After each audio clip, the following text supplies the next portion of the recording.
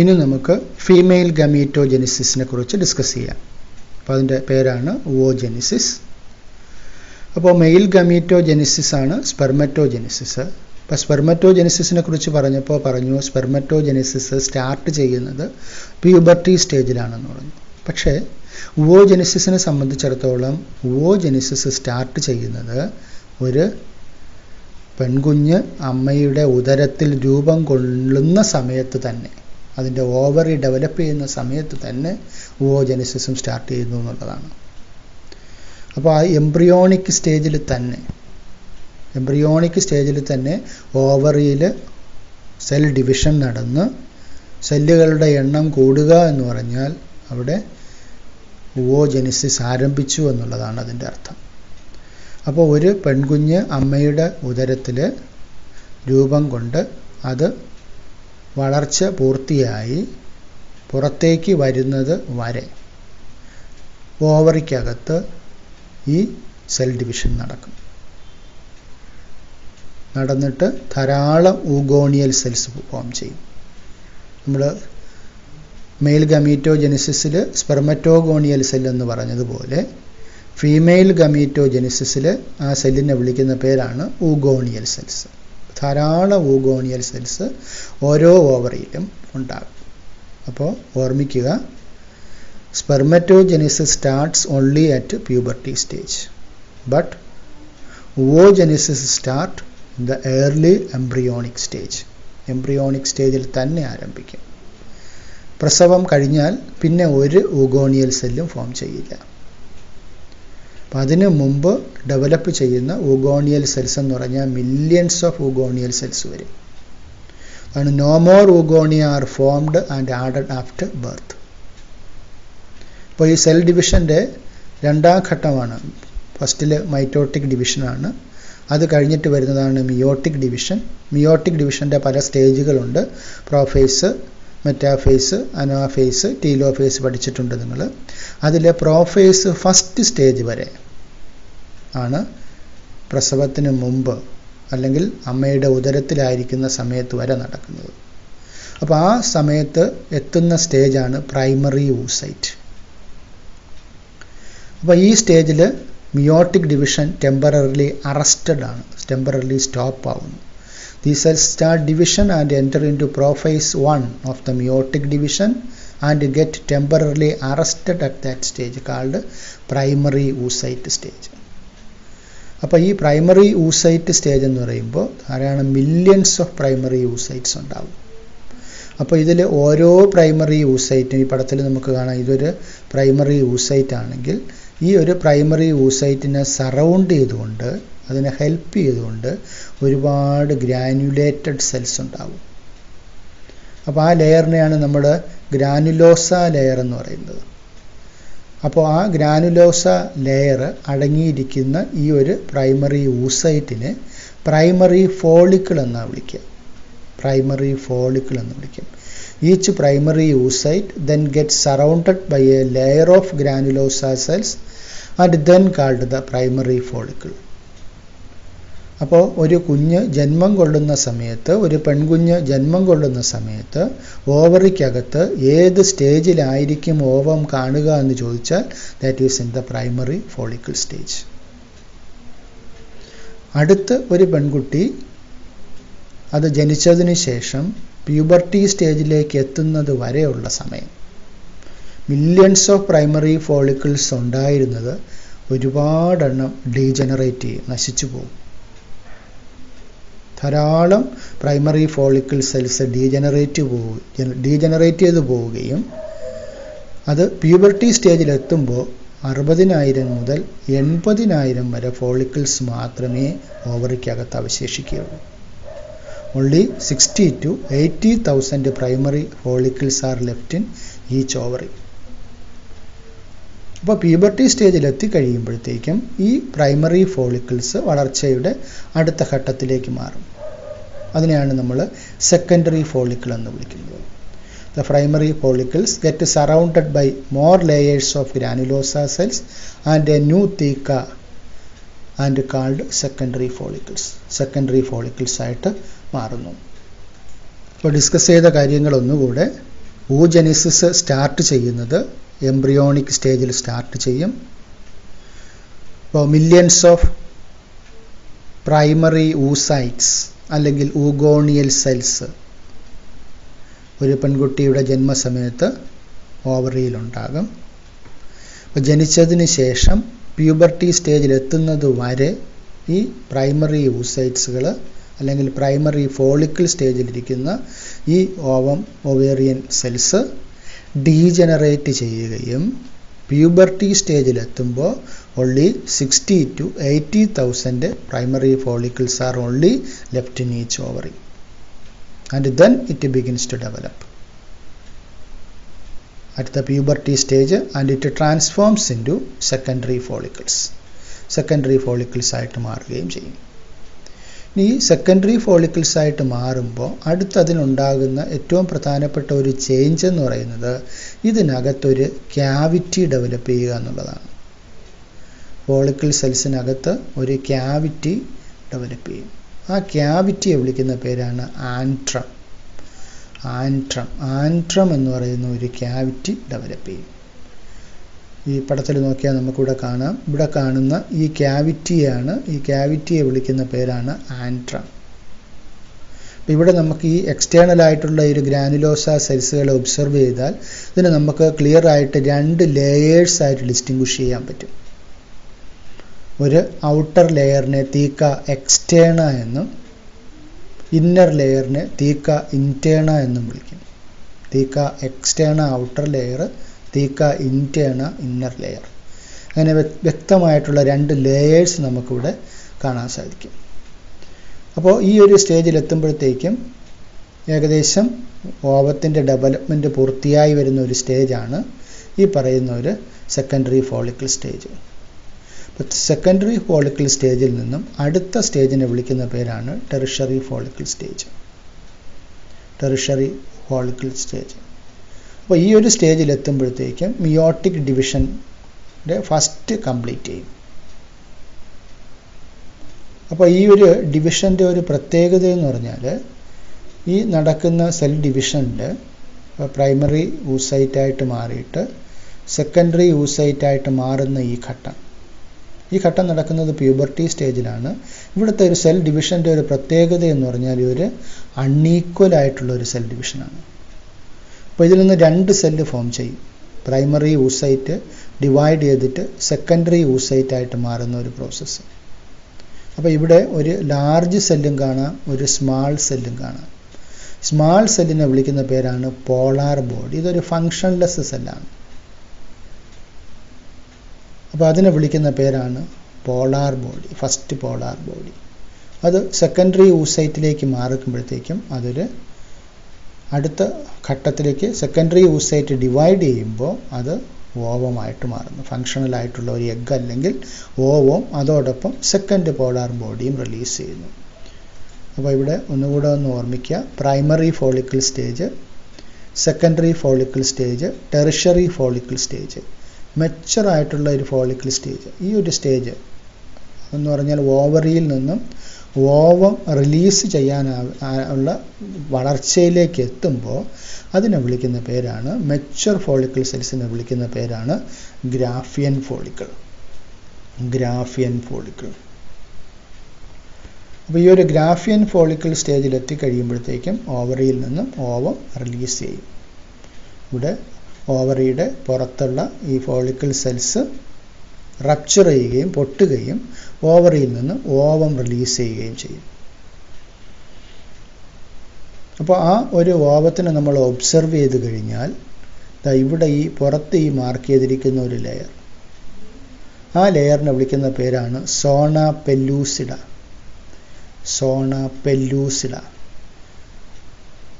അപ്പോൾ ഇതിനെ സറൗണ്ട് ചെയ്തുകൊണ്ട് കാണുന്ന ഒരു ലെയറിനെ വിളിക്കുന്ന പേരാണ് സോണ പെല്ലൂസിഡ.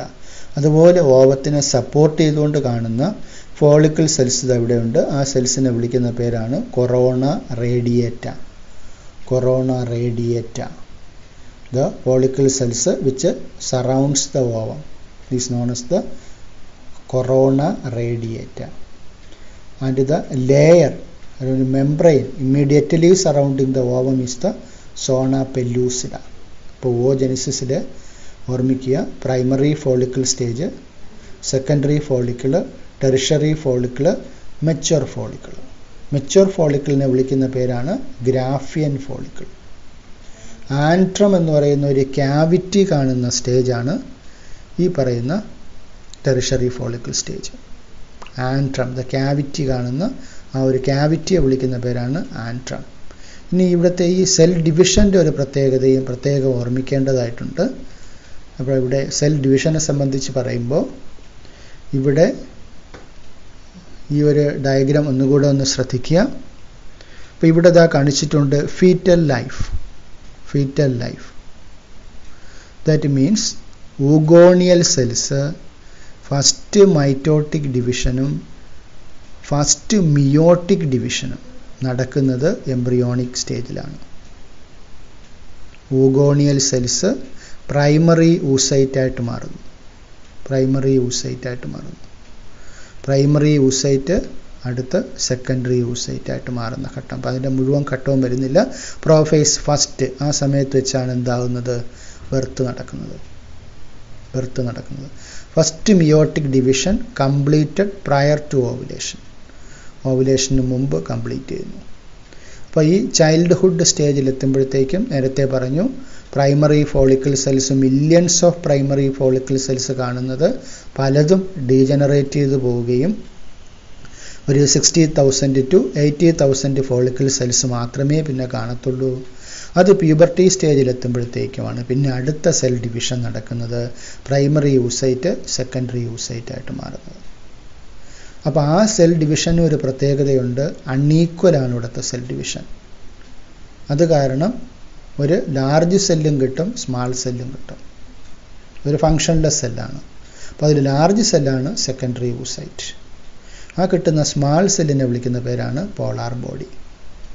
ഫസ്റ്റ് പോളാർ ബോഡി ഇവിടെ ഫോം ചെയ്യുന്നു.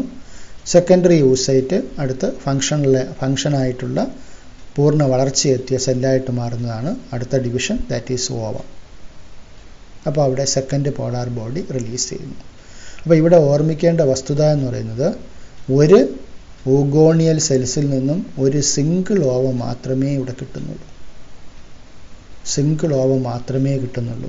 നേരത്തെ സ്പെർമറ്റോജെനിസിസിൽ നമ്മൾ കണ്ടതായിരുന്നു, ഒരു സ്പെർമറ്റോഗോണിയൽ സെല്ലിൽ നിന്നും നമുക്കിവിടെ 4 സ്പേം സെൽസ് കിട്ടും. എന്നാൽ ഒരു ഊഗോണിയൽ സെൽസിൽ നിന്നും ഒറ്റ ഓവം മാത്രമേ കിട്ടുന്നുള്ളൂ. ബാക്കി കിട്ടുന്നത് പോളാർ ബോഡീസാണ്. അപ്പോൾ ആ ഒരു ഫങ്ഷൻലെസ് ആയിട്ടുള്ള സെൽസിനെ വിളിക്കുന്ന പേരാണ് പോളാർ ബോഡീസ്. അപ്പോൾ ഈ ഒരു പിക്ചറും ഒന്ന് ശ്രദ്ധിക്കുക.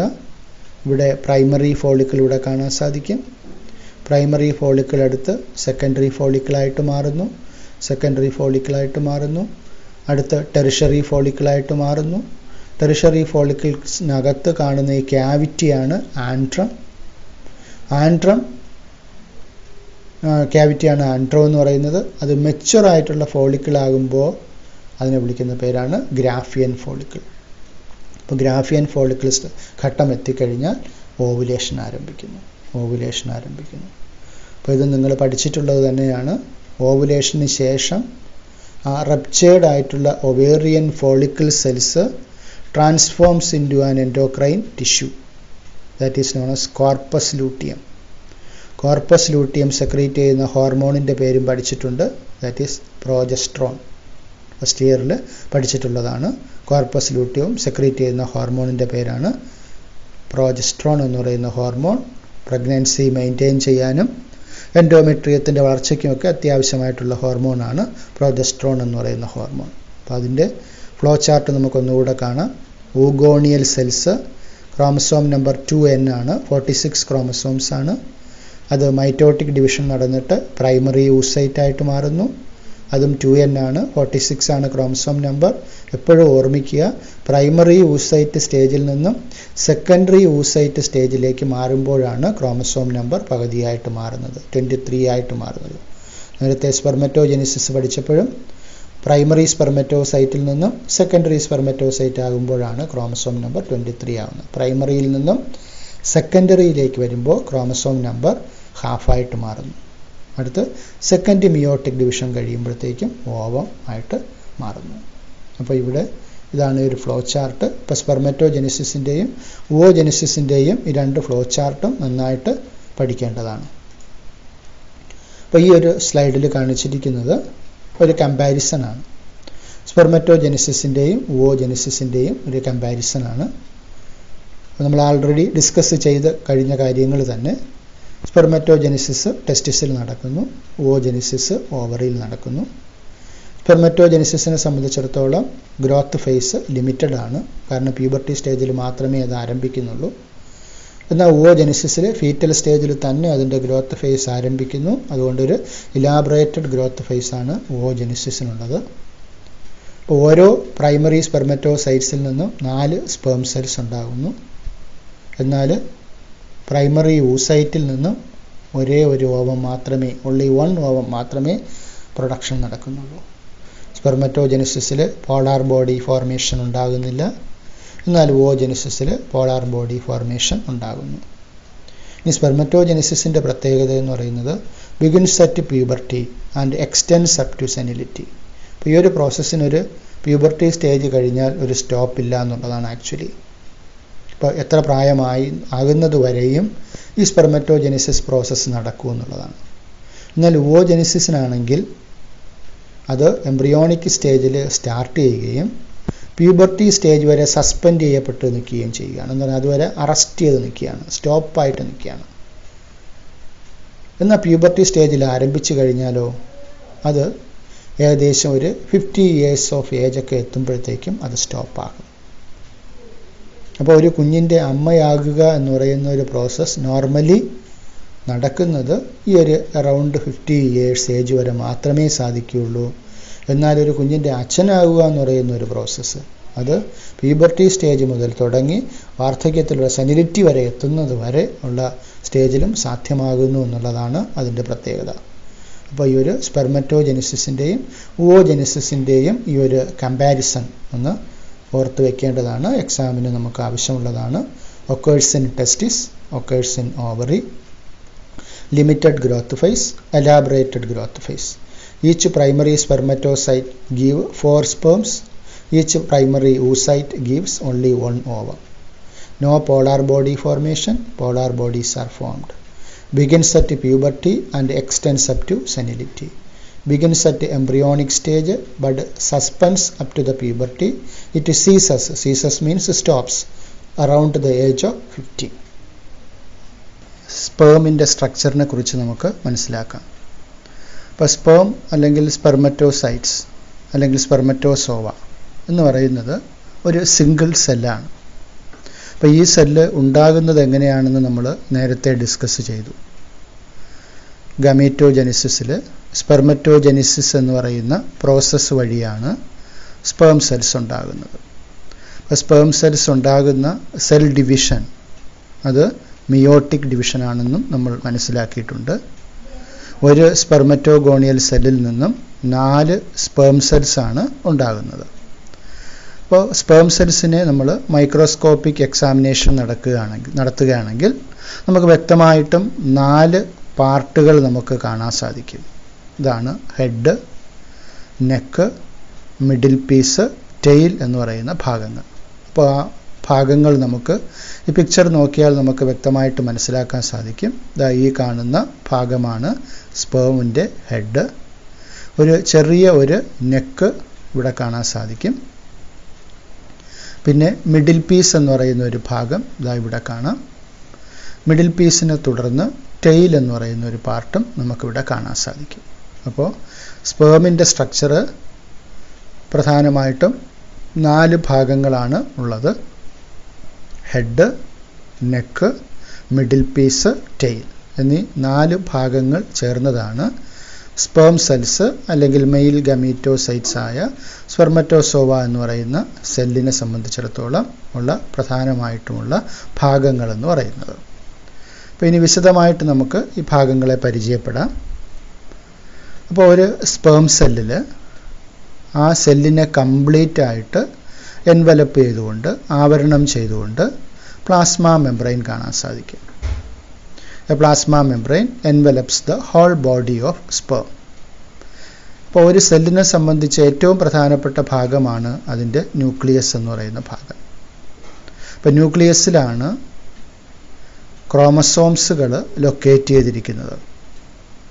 അപ്പോൾ ഈ സെല്ലിൻ്റെ ന്യൂക്ലിയസിലുള്ള ക്രോമസോമുകളെ സംബന്ധിച്ച് അതിൻ്റെ എണ്ണം പ്രത്യേകമായിട്ട് നമ്മൾ ഓർക്കേണ്ടതാണ്. ഹാപ്ലോയിഡ് സെൽസാണ്. ഹാപ്ലോയിഡ് സെൽസ് എന്ന് പറയുമ്പോൾ ക്രോമസോം നമ്പർ പകുതിയാണ് കാണുക.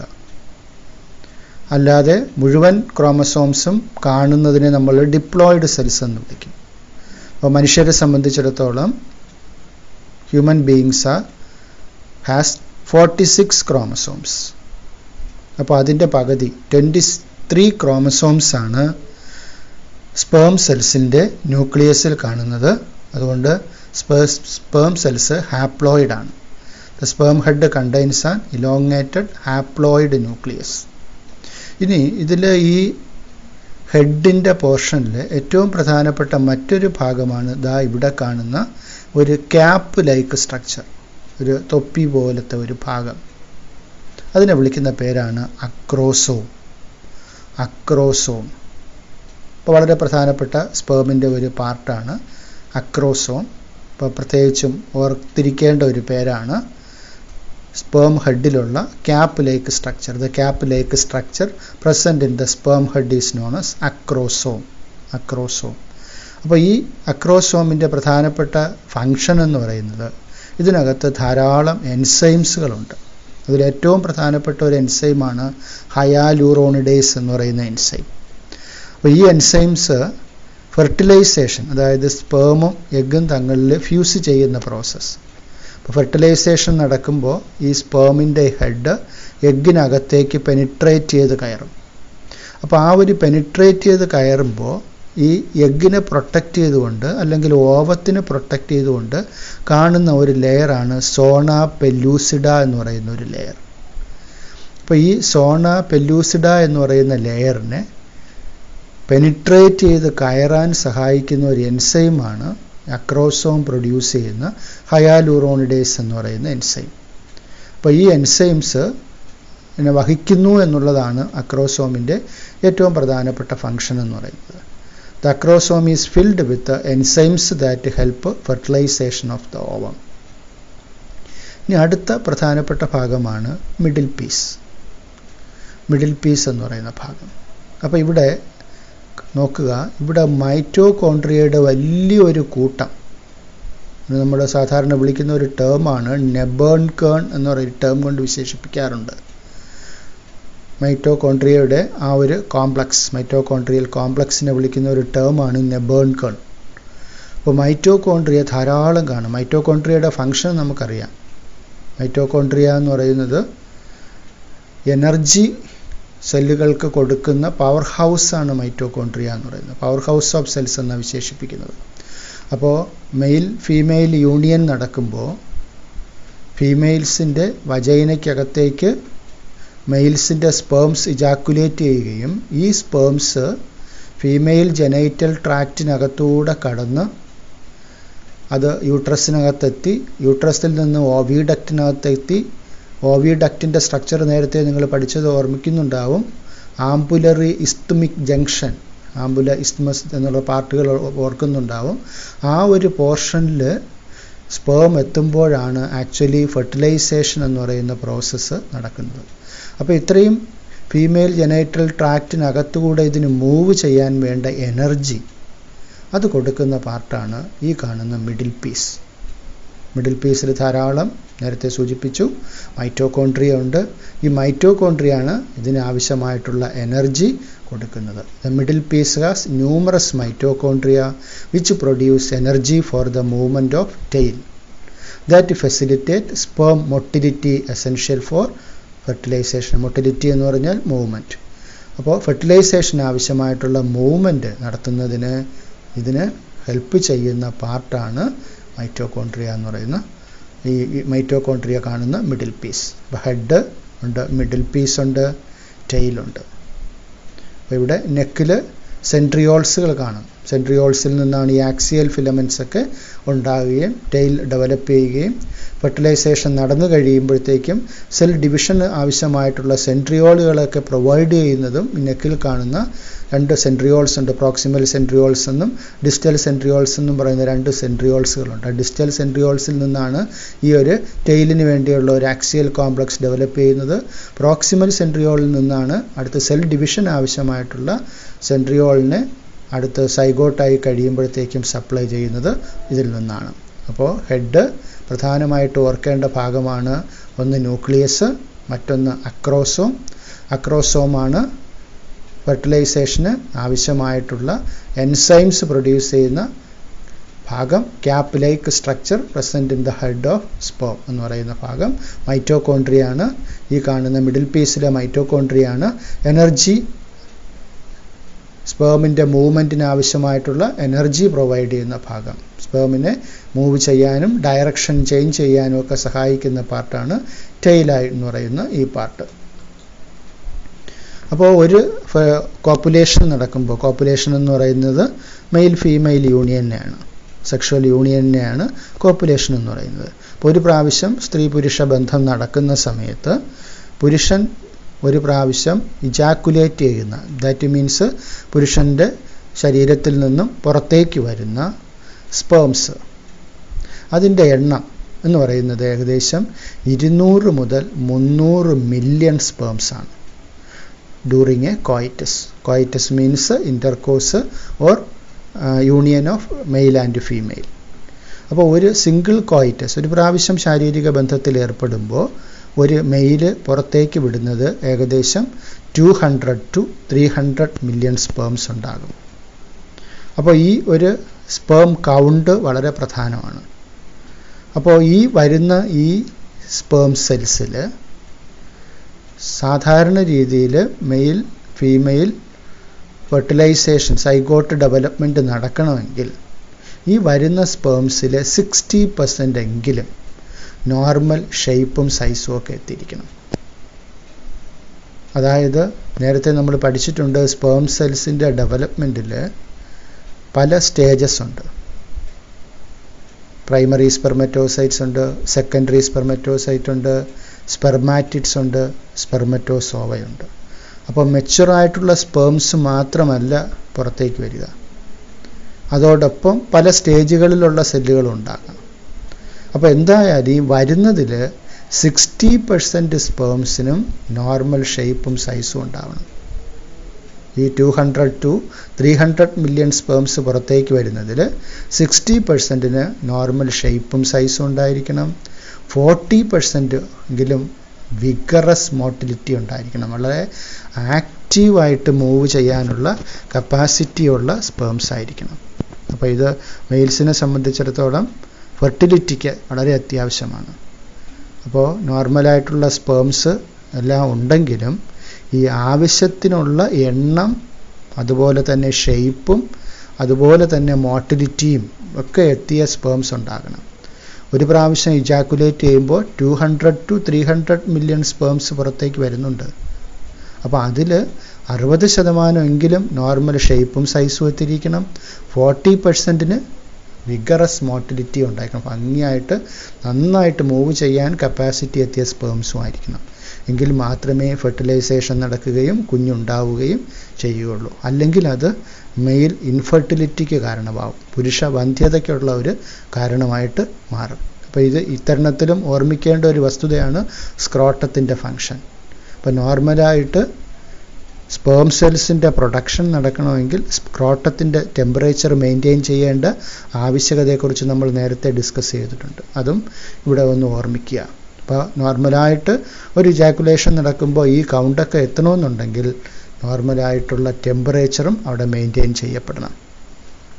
നേരത്തെ നമ്മൾ പഠിച്ചിട്ടുള്ളതാണ് സ്പേം സെൽസ് എവിടെയാണ് പ്രൊഡക്ഷൻ നടക്കുന്നതെന്നുള്ളത്. അത് സെമിനിഫറസ് ട്യൂബ്യൂൾസിലാണ്. ഇവിടെ നമ്മൾ പടം കണ്ടത് ഓർക്കുക. ടെസ്റ്റിക്കുലാർ ലോബ്യൂൾസിനകത്ത് ഇവിടെ സെമിനിഫറസ് ട്യൂബ്യൂൾസ് ഉണ്ട്. ഈ സെമിനിഫറസ് ട്യൂബ്യൂൾസിലാണ് സ്പേം സെൽസിൻ്റെ പ്രൊഡക്ഷൻ നടക്കുന്നത്. ഈ പ്രൊഡ്യൂസ് ചെയ്യുന്ന സ്പേം സെൽസ് അത് അടുത്ത് നേരെ എത്തുന്ന ഡയറക്ഷൻസ് ഓർമ്മയുണ്ടാകും. ഇവിടെ റെറ്റി ടെസ്റ്റിസ്, വാസ എഫറൻഷ്യ, എപ്പിഡൈഡിമസ്, അത് കഴിഞ്ഞ് വാസ് ഡിഫറൻസ്. അപ്പോൾ ഇതുവഴിയാണ് സ്പേം സഞ്ചരിക്കുന്നത്. അപ്പോൾ ഈ സഞ്ചരിക്കുന്ന സ്പേം അത് വരുന്ന വഴിയിൽ വെച്ചിട്ട് ഇതൊരു വാസ് ഡിഫറൻസ്, ഇത് മറ്റൊരു വാസ് ഡിഫറൻസ്, രണ്ട് ടെസ്റ്റിസിൽ നിന്നും വരുന്ന വാസ് ഡിഫറൻസുകൾ. ഈ രണ്ട് വാസ് ഡിഫറൻസും കൂടെ ഇവിടെ യുണൈറ്റ് ചെയ്തിട്ട് ഒരു സിംഗിൾ ട്യൂബ് വഴിയാണ് പുറത്തേക്ക് പോകുന്നത്. That tube is the യുറീത്ര. അപ്പോൾ ഈ വരുന്ന വഴിയിൽ വെച്ചിട്ട് ഇവിടെ അക്സസറി ഡക്ട്സുകൾ, ഗ്ലാൻസുകളുടെയും കാര്യം നമ്മൾ പറഞ്ഞു. അപ്പോൾ ഇവിടെ ഈ അക്സസറി ഗ്ലാൻസ് ആണ് seminal vesicles, prostate gland, bulbo urethral gland. അപ്പോൾ ഈ ഗ്ലാൻഡുകളുടെ സെക്രീഷൻസിനും വളരെ പ്രാധാന്യമുണ്ട്. അപ്പോൾ ഇവിടെ ടെസ്റ്റിസിനകത്ത് സ്പേം സെൽസിൻ്റെ പ്രൊഡക്ഷൻ മാത്രമാണ് നടക്കുന്നത്. അപ്പോൾ ഈ പുറത്തേക്ക് വരുന്ന ഫ്ലൂയിഡിൽ അതിൽ സ്പേം സെൽസ് മാത്രമല്ല ഉള്ളത്, ഈ അക്സസറി ഗ്ലാൻസിൻ്റെ സെക്രീഷൻസും ഉണ്ട്. അപ്പോൾ ഈ ഗ്ലാൻസിൻ്റെ സെക്രീഷനും സ്പേം സെൽസിൻ്റെ മെച്യൂരിറ്റിക്കും അതുപോലെ തന്നെ സ്പേം സെൽസിൻ്റെ മോട്ടിലിറ്റിക്കും വളരെയധികം സഹായിക്കുന്ന സെക്രീഷൻസാണ് ഇത് പ്രൊഡ്യൂസ് ചെയ്യുന്നത്. അതായത് ശ്രദ്ധിക്കുക, secretions of epididymis, vas deferens, seminal vesicle, prostate are essential for maturation and motility of sperms. അപ്പോൾ സ്പേം സെൽസിൻ്റെ വളർച്ചയ്ക്കും അതുപോലെ തന്നെ അതിൻ്റെ മൂവ്മെൻറ്റിനും ഒക്കെ ആവശ്യമായിട്ടുള്ള ഫ്ലൂയിഡുകളും എൻസൈംസുകളും ഒക്കെ ഇത് ഈ പറയുന്ന അക്സസറി ഗ്ലാൻസിൻ്റെ സെക്രീഷൻസിൽ ഉൾപ്പെട്ടു വരുന്നുണ്ട്. അപ്പോൾ കാര്യങ്ങൾ ഒന്നുകൂടെ ഒന്ന് ഓർത്തു നോക്കുക. സ്പേം സെൽസിനെ സംബന്ധിച്ചിടത്തോളം അതിൻ്റെ സ്ട്രക്ചർ എന്ന് പറയുന്നത് ഒരു ഹെഡ്, ഒരു നെക്ക് എന്ന് പറയുന്ന ഒരു ചെറിയൊരു പോർഷൻ, മിഡിൽ പീസ് എന്ന് പറയുന്ന ഒരു പോർഷൻ, ടെയിൽ എന്ന് പറയുന്ന ഒരു പോർഷൻ. ഹെഡിലാണ് അക്രോസോം എന്ന് പറയുന്ന ഒരു പോർഷൻ ഇരിക്കുന്നത്. ഇതിനെയാണ് ക്യാപ്പ് ലൈക്ക് സ്ട്രക്ചറാണ്. ഫെർട്ടിലൈസേഷന് ആവശ്യമായിട്ടുള്ള എൻസൈംസ് സെക്രീറ്റ് ചെയ്യുന്ന പാർട്ടാണ് അക്രോസോം എന്ന് പറയുന്നത്. പിന്നെ മിഡിൽ പീസിലാണ് മൈറ്റോകോൺട്രിയ കാണുന്നത്. മൈറ്റോകോൺട്രിയ മൂവ്മെൻറ്റിന് ആവശ്യമായിട്ടുള്ള എനർജി പ്രൊവൈഡ് ചെയ്യുന്ന പാർട്ടാണ് മൈറ്റോകോൺട്രിയ എന്ന് പറയുന്നത്. ഇപ്പം നോർമലായിട്ട് ഒരു സെക്ഷൽ ഇൻ്റർകോഴ്സിൽ ഏർപ്പെടുന്ന സമയത്ത് മെയിൽ ഇജാക്കുലേറ്റ് ചെയ്യുന്നത് 200 to 300 മില്യൺ സ്പേംസ് ആണ്. അപ്പോൾ അതിൽ 60% നോർമൽ ഷേപ്പും സൈസും ഉണ്ടാകണം. 40% വിഗറസ് മോട്ടിലിറ്റി ഉണ്ടായാൽ മാത്രമേ നോർമലായിട്ടുള്ള ഫെർട്ടിലിറ്റി നടക്കുകയുള്ളൂ. അപ്പോൾ സ്പേംസ് സെമിനിഫറസ് ട്യൂബ്യൂൾസിൽ നിന്നും ട്രാവൽ ചെയ്ത് റെറ്റി ടെസ്റ്റിസ്, വാസ എഫറൻഷ്യ, എപ്പിഡൈഡിമസ്, വാസ് ഡിഫറൻസിൽ കൂടെ കടന്നു വരുന്നു. അപ്പോൾ ഇവിടെ എത്തിയിട്ട് seminal vesicle, prostate gland, bulbo urethra ഗ്ലാൻഡിൻ്റെ സെക്രീഷൻസ് ഒക്കെ അതിൽ ആയിട്ടാണ് സെമൻ പുറത്തേക്ക് വരുന്നത് എന്നുള്ള വസ്തുത ഓർമ്മിക്കുക. പിന്നെ നമുക്കടുത്ത് മെൻസ്ട്രൽ സൈക്കിളിനെ കുറിച്ച് നമുക്ക് ഡിസ്കസ് ചെയ്യാം. ഇപ്പം മെൻസ്ട്രൽ സൈക്കിൾ എന്ന് പറയുന്നത് ഒരു പെൺകുട്ടിയെ സംബന്ധിച്ചിടത്തോളം 28-29 ഡേ സൈക്കിളാണ്. 28-29 ദിവസം റിപ്പീറ്റ് ചെയ്ത് വരുന്ന സൈക്കിളാണ് മെൻസ്ട്രൽ സൈക്കിൾ എന്ന് പറയുന്ന സൈക്കിൾ. അത് ഒരു പെൺകുട്ടിയെ സംബന്ധിച്ചിടത്തോളം അത് പ്രായപൂർത്തിയായി, റീപ്രൊഡക്റ്റീവ്ലി ഷീ ഈസ് മെച്യൂർ എന്ന് സൂചിപ്പിക്കുന്ന ഒരു ഇൻഡിക്കേഷനാണ് മെൻസ്ട്രൽ സൈക്കിൾ. പ്യൂബർട്ടി സ്റ്റേജിലേക്ക് ഒരു പെൺകുട്ടി എത്തി എന്ന് സൂചിപ്പിക്കുന്ന സൈക്കിൾ. അപ്പോൾ അത് ഈ ഒരു സൈക്കിൾ മനുഷ്യരിൽ മാത്രമല്ല, പ്രൈമേറ്റ്സിൽ, അതായത് മങ്കീസ്, ഏപ്സ് എല്ലാം കാണുന്ന ഒരു സൈക്കിളിനെ കോമൺ ആയിട്ട് വിളിക്കുന്ന ഒരു പേരാണ് മെൻസ്ട്രൽ സൈക്കിൾ. അപ്പോൾ ഹ്യൂമൻ ഫീമെയിൽസിനെ സംബന്ധിച്ചിടത്തോളം അതൊരു 28-29 ഡേയ്സ് റിപ്പീറ്റ് ചെയ്ത് വരുന്ന ഒരു സൈക്കിളാണ്. The cycle of events starting from on menstruation till the next one is called menstrual cycle. അപ്പോൾ അതിൽ first menstruation begins at puberty. ഒരു 10 to 14 ഏജ് നോർമലി പറയുന്നത്, കൂടുകയോ കുറയുകയൊക്കെ ചെയ്യാം. അപ്പോൾ നോർമലി വരുന്ന ആ ഒരു ഏജിലാണ് ഫസ്റ്റ് മെൻസ്ട്രേഷൻ നടക്കുന്നത്. അതിനെ വിളിക്കുന്ന ഒരു ടേം ഉണ്ട്, ദാറ്റ് ഈസ് മെനാർക്കി. പ്രത്യേകം ഓർമ്മിക്കുക പേര്. ഇപ്പോൾ ഫീമെയിൽസിനെ സംബന്ധിച്ചിടത്തോളം ഈ ഒരു പ്യൂബർട്ടി സ്റ്റേജിൽ മെൻസ്ട്രേഷൻ അല്ലെങ്കിൽ മെൻസ്ട്രൽ സൈക്കിൾ ആരംഭിക്കുകയും അതൊരു അറൗണ്ട് ഒരു 50 ഇയേഴ്സ് ഓഫ് ഏജ് എത്തുമ്പോൾ, 50 വയസ്സൊക്കെ എത്തുമ്പോഴത്തേക്കും അത് സ്റ്റോപ്പ് ചെയ്യും. അതിന് ഒരു ടേം ഉണ്ട്, മെനോപാസ് എന്ന് പറയുന്ന ഒരു ടേം. അപ്പോൾ ഇവിടെ ഫസ്റ്റ്ലി ഓർമ്മിക്കുക, മെനാർക്കി എന്നാണ് ആ ടേമിനെ വിശേഷിപ്പിക്കുന്നത്. First menstruation is known as menarche. അപ്പോൾ ഇത് reproductive cycles in the female primates. is called menstrual cycle. In human females, menstruation is repeated at an average interval of about 28 to 29 days. The cycle of events starting from one menstruation till the next one is called the menstrual cycle. The first menstruation begins at puberty and is called menarche. ഇപ്പോൾ menstrual സൈക്കിളിന് പ്രധാനമായിട്ടും 4 ഈവൻസുകൾ നമ്മൾ പറയാറുണ്ട്, അല്ലെങ്കിൽ faces പറയാറുണ്ട്. അതാണ് 1 menstrual phase, 2 follicular phase അല്ലെങ്കിൽ proliferative phase, 3 ovulatory phase, 4 secretory or luteal phase. അപ്പോൾ നേരത്തെ പറഞ്ഞു നമ്മൾ ഇതൊരു 28 ഓർ 29 ഡേ സൈക്കിളാണ് മെൻസ്ട്രുവൽ സൈക്കിൾ എന്ന് പറയുന്നത്. അപ്പോൾ മെൻസ്ട്രുവൽ സൈക്കിളിൻ്റെ 1 to 5th ഡേ എന്ന് പറയുന്നത് മെൻസ്ട്രുറേഷൻ്റെ ടൈമാണ്, ദാറ്റ് ഈസ് ബ്ലീഡിങ്ങിൻ്റെ ടൈമാണ്. അപ്പോൾ അത് കഴിഞ്ഞിട്ട് അടുത്ത ഒരു സ്റ്റേജ് എന്ന് പറയുന്നത് ഫോളിക്കുലാർ അല്ലെങ്കിൽ പ്രോളിഫറേറ്റീവ് ഫേസാണ്.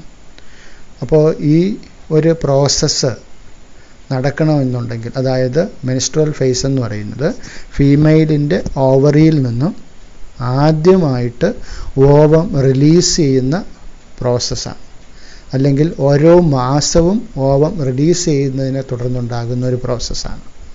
അപ്പോൾ അതിൽ ഒവേറിയൻ ഫോളിക്കിൾസ്, അതാണ് ഇവിടെ ഫോളിക്കുലാർ ഫേസ് എന്ന് ഉദ്ദേശിക്കുന്നത്. ഒവേറിയൻ ഫോളിക്കിൾസ്, ഓവത്തിലുള്ള ഫോളിക്കിൾ സെൽസ്, ആ ഫോളിക്കിൾ സെൽസിൻ്റെ ഡെവലപ്മെൻറ്റ് നടക്കുന്ന സ്റ്റേജ്, അതാണ് ഒരു 5 to 13th ഡേ എന്ന് പറയുന്നത്.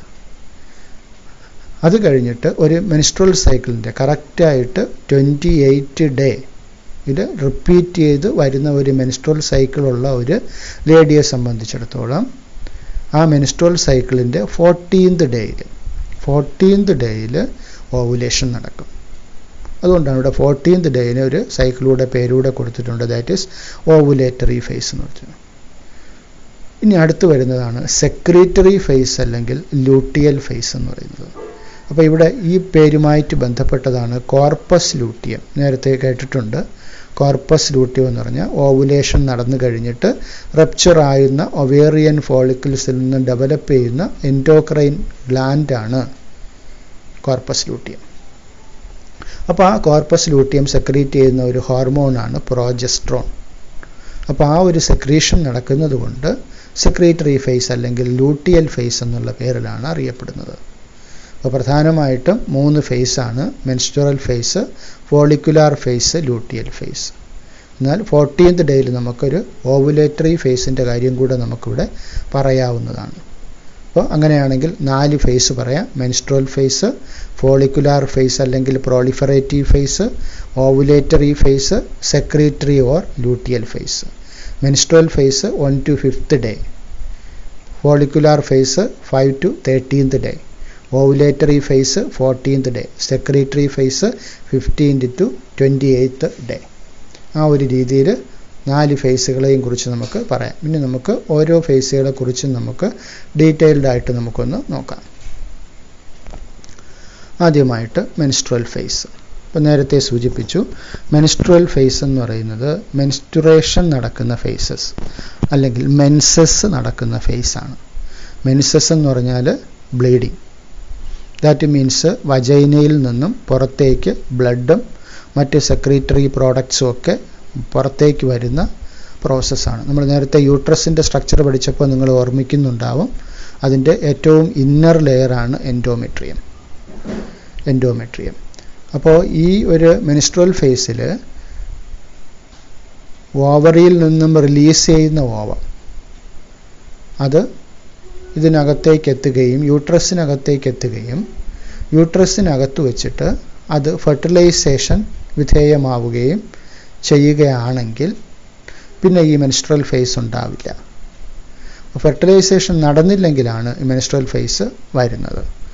അപ്പോൾ റിലീസ് ചെയ്യുന്ന ഓവം ഫെർട്ടിലൈസ് ചെയ്യപ്പെടുന്നില്ലെങ്കിൽ ഈ യൂട്രസിനകത്തുള്ള എൻഡോമെട്രിയൽ ലൈനിങ് ഡീജനറേറ്റ് ചെയ്യുകയും അവിടുത്തെ ബ്ലഡ് വെസൽസ് ഒക്കെ റപ്ചർ ആവുകയും ചെയ്യും. റപ്ചർ ആവുക മീൻസ് പൊട്ടുക. അപ്പോൾ ആ ഒരു കൺട്രാക്ഷൻ അവിടെ നടക്കും. ഇപ്പോൾ യൂട്രസിൻ്റെ ലെയേഴ്സിൽ ഓർക്കുന്നുണ്ടാവും, എൻഡോമെട്രിയം ഉണ്ട്, മയോമെട്രിയം ഉണ്ട്, പെരിമെട്രിയം ഉണ്ട്. മിഡിൽ ലെയറാണ് മയോമെട്രിയം. അപ്പോൾ ആ മയോമെട്രിയം മസിൽ ലെയറാണ്. അപ്പോൾ മസിൽ ലെയർ കോൺട്രാക്റ്റ് ചെയ്യുകയും ഈ എൻഡോമെട്രിയത്തിനകത്തുള്ള ബ്ലഡ് വെസൽസൊക്കെ വളരെ മൈന്യൂട്ടായിട്ടുള്ള ഡെലിക്കേറ്റ് ആയിട്ടുള്ള ബ്ലഡ് വെസൽസ് പൊട്ടുകയും ഈ ബ്ലഡും അതുപോലെ തന്നെ എൻഡോമെട്രിയൽ ലൈനിങ്ങിൻ്റെ ഭാഗങ്ങളും സെക്രീഷൻസും ഒക്കെ വജൈനയിൽ കൂടെ പുറത്തേക്ക് വരുന്ന ആ ഒരു പ്രോസസ്സിനെ വിളിക്കുന്ന പേരാണ് മെൻസ്ട്രുറേഷൻ. അപ്പോൾ ആ ഒരു മെൻസ്ട്രൽ ബ്ലഡിൻ്റെ ഫ്ലോ ഒരു 3 to 5 days സാധാരണ രീതിയിൽ ഉണ്ടാവും. അപ്പോൾ ഒരു പ്രഗ്നൻ്റ് ആയിട്ടുള്ള ഒരു ലേഡിയെ സംബന്ധിച്ചിടത്തോളം ശ്രമിക്കുക, മാരേജ് കഴിഞ്ഞിട്ടുള്ള ഒരു ലേഡിയെ സംബന്ധിച്ചിടത്തോളം മെൻസ്ട്രുറേഷൻ സ്റ്റോപ്പ് ആകുന്നു എന്ന് പറഞ്ഞാൽ അതിനർത്ഥം ആൾ പ്രഗ്നൻ്റ് ആണ് എന്നുള്ളതാണ്. അപ്പോൾ lack of menstruation may be the indicative of pregnancy. അപ്പോൾ ഫസ്റ്റ് ഫേസാണ് മെൻസ്ട്രുവൽ ഫേസ്. മെൻസ്ട്രുവൽ ഫേസിൽ നടക്കുന്ന പ്രധാനപ്പെട്ട സംഭവം എന്ന് പറയുന്നത് എൻഡോമെട്രിയൽ ലൈനിങ് ബ്രേക്ക് ആവുകയും ബ്ലഡും ഡീജനറേറ്റഡ് എൻഡോമെട്രിയൽ സെൽസും സെക്രീറ്ററി പ്രോഡക്ട്സും വജൈനയിൽ കൂടെ ഡിസ്ചാർജ് ചെയ്യുകയും ചെയ്യും. ആ പ്രോസസ്സിനെയാണ് മെൻസ്ട്രുറേഷൻ എന്ന് വിളിക്കുന്നത്. ഇനി അടുത്ത ഫേസാണ് ഫോളിക്കുലാർ ഫേസ് അല്ലെങ്കിൽ പ്രോളിഫറേറ്റീവ് ഫേസ് എന്ന് പറയുന്നത്. അപ്പോൾ ഇത് മെൻസ്ട്രുവേഷൻ കഴിഞ്ഞിട്ട് 5th day to 14th day of cycle. അപ്പോൾ അതിനിടയിൽ സംഭവിക്കാം, അല്ലെങ്കിൽ 13th day വരെ സംഭവിക്കാം. അപ്പോൾ ഈ സമയത്ത് ovarian follicles begins to develop. അപ്പോൾ നേരത്തെ നിങ്ങൾ പഠിച്ചിട്ടുണ്ടാവും, ഓവറിയിൽ ധാരാളം ഒവേറിയൻ ഫോളിക്കിൾസ് ഉണ്ട്. അപ്പോൾ ഈ ഒവേറിയൻ ഫോളിക്കിൾസ് മെച്യൂർ ആകുമ്പോഴത്തേക്ക് നമ്മൾ അതിനെ വിളിക്കുന്ന ഒരു പേരുണ്ട്. മെച്യൂർ ഫോളിക്കിനെ വിളിക്കുന്ന പേരാണ് ഗ്രാഫിയൻ ഫോളിക്കിൾസ്. ഗ്രാഫിയൻ ഫോളിക്കിൾസ് എന്ന് വിളിക്കുന്നത്. അപ്പോൾ primary follicle, secondary follicle, tertiary follicle, അത് കഴിഞ്ഞിട്ട് മെച്യൂർ ഫോളിക്കിളിനെ വിളിക്കുന്ന പേരാണ് ഗ്രാഫിയൻ ഫോളിക്കിൾസ്. അപ്പോൾ ഈ മെൻസ്ട്രുവേഷൻ കഴിഞ്ഞാൽ ഓവറിയിൽ വീണ്ടും അടുത്ത ഗ്രാഫിയൻ ഫോളിക്കിൾ ഡെവലപ്പ് ആവും, അല്ലെങ്കിൽ അടുത്ത ഒവേറിയൻ ഫോളിക്കിൾ ഡെവലപ്പ് ആകാൻ ആരംഭിക്കും. അപ്പോൾ അങ്ങനെ ഡെവലപ്പ് ആകുന്ന ഫോളിക്കിളിനെ വിളിക്കുന്ന പേരാണ് ഗ്രാഫിയൻ ഫോളിക്കിൾ. ഗ്രാഫിയൻ ഫോളിക്കിളാണ് മെച്യൂർ ആയിട്ടുള്ള ഒവേറിയൻ ഫോളിക്കിളിനെ വിളിക്കുന്ന പേരാണ് ഗ്രാഫിയൻ ഫോളിക്കിൾ. അപ്പോൾ ഗ്രാഫിയൻ ഫോളിക്കിൾ സെക്രീറ്റ് ചെയ്യുന്ന ഹോർമോണാണ് ഈസ്ട്രജൻ എന്ന് പറയുന്നത്. ഓവറിയിൽ ഗ്രാഫിയൻ ഫോളിക്കിൾ സെക്രീറ്റ് ചെയ്യുന്ന ഹോർമോണാണ് ഈസ്ട്രജൻ. അപ്പോൾ ഈ ഈസ്ട്രജൻ്റെ എഫക്റ്റ് കൊണ്ടുകൂടെയാണ് മെൻസ്ട്രുവൽ സൈക്കിളിൽ നമ്മളിവിടെ നേരത്തെ ഒരു ചാർട്ട് കണ്ടപ്പോൾ നിങ്ങൾ ഓർക്കുന്നുണ്ടാവും, ഇവിടെ 4 ഹോർമോണുകൾ ഇവിടെ മാർക്ക് ചെയ്തിട്ടുണ്ട്. ഒരു LH എന്ന് പറയുന്നൊരു ഹോർമോൺ, FSH എന്ന് പറയുന്നൊരു ഹോർമോൺ. ഈ LHഉം FSHഉം ഇത് രണ്ടും പിറ്റ്യൂട്ടറി ഹോർമോൺസാണ്, പിറ്റ്യൂട്ടറി ഗ്ലാൻഡ് സെക്രീറ്റ് ചെയ്യുന്ന ഹോർമോൺസാണ്. അപ്പോൾ ഈ 2 ഹോർമോൺസിൻ്റെയും ലെവല് ഒന്ന് ഗ്രാഫിൽ ശ്രദ്ധിച്ച് നോക്കിയാൽ മനസ്സിലാക്കാം. ഇത് രണ്ടും മെൻസ്ട്രുവൽ സൈക്കിളിൻ്റെ 14th day എത്തുമ്പോഴത്തേക്കും മാക്സിമത്തിലേക്ക് എത്തും. FSH എന്ന് പറയുന്നത് ഫോളിക്കിൾ സെൽസിൻ്റെ ഡെവലപ്മെൻറ്റിന് സഹായിക്കുന്ന ഹോർമോണാണ്.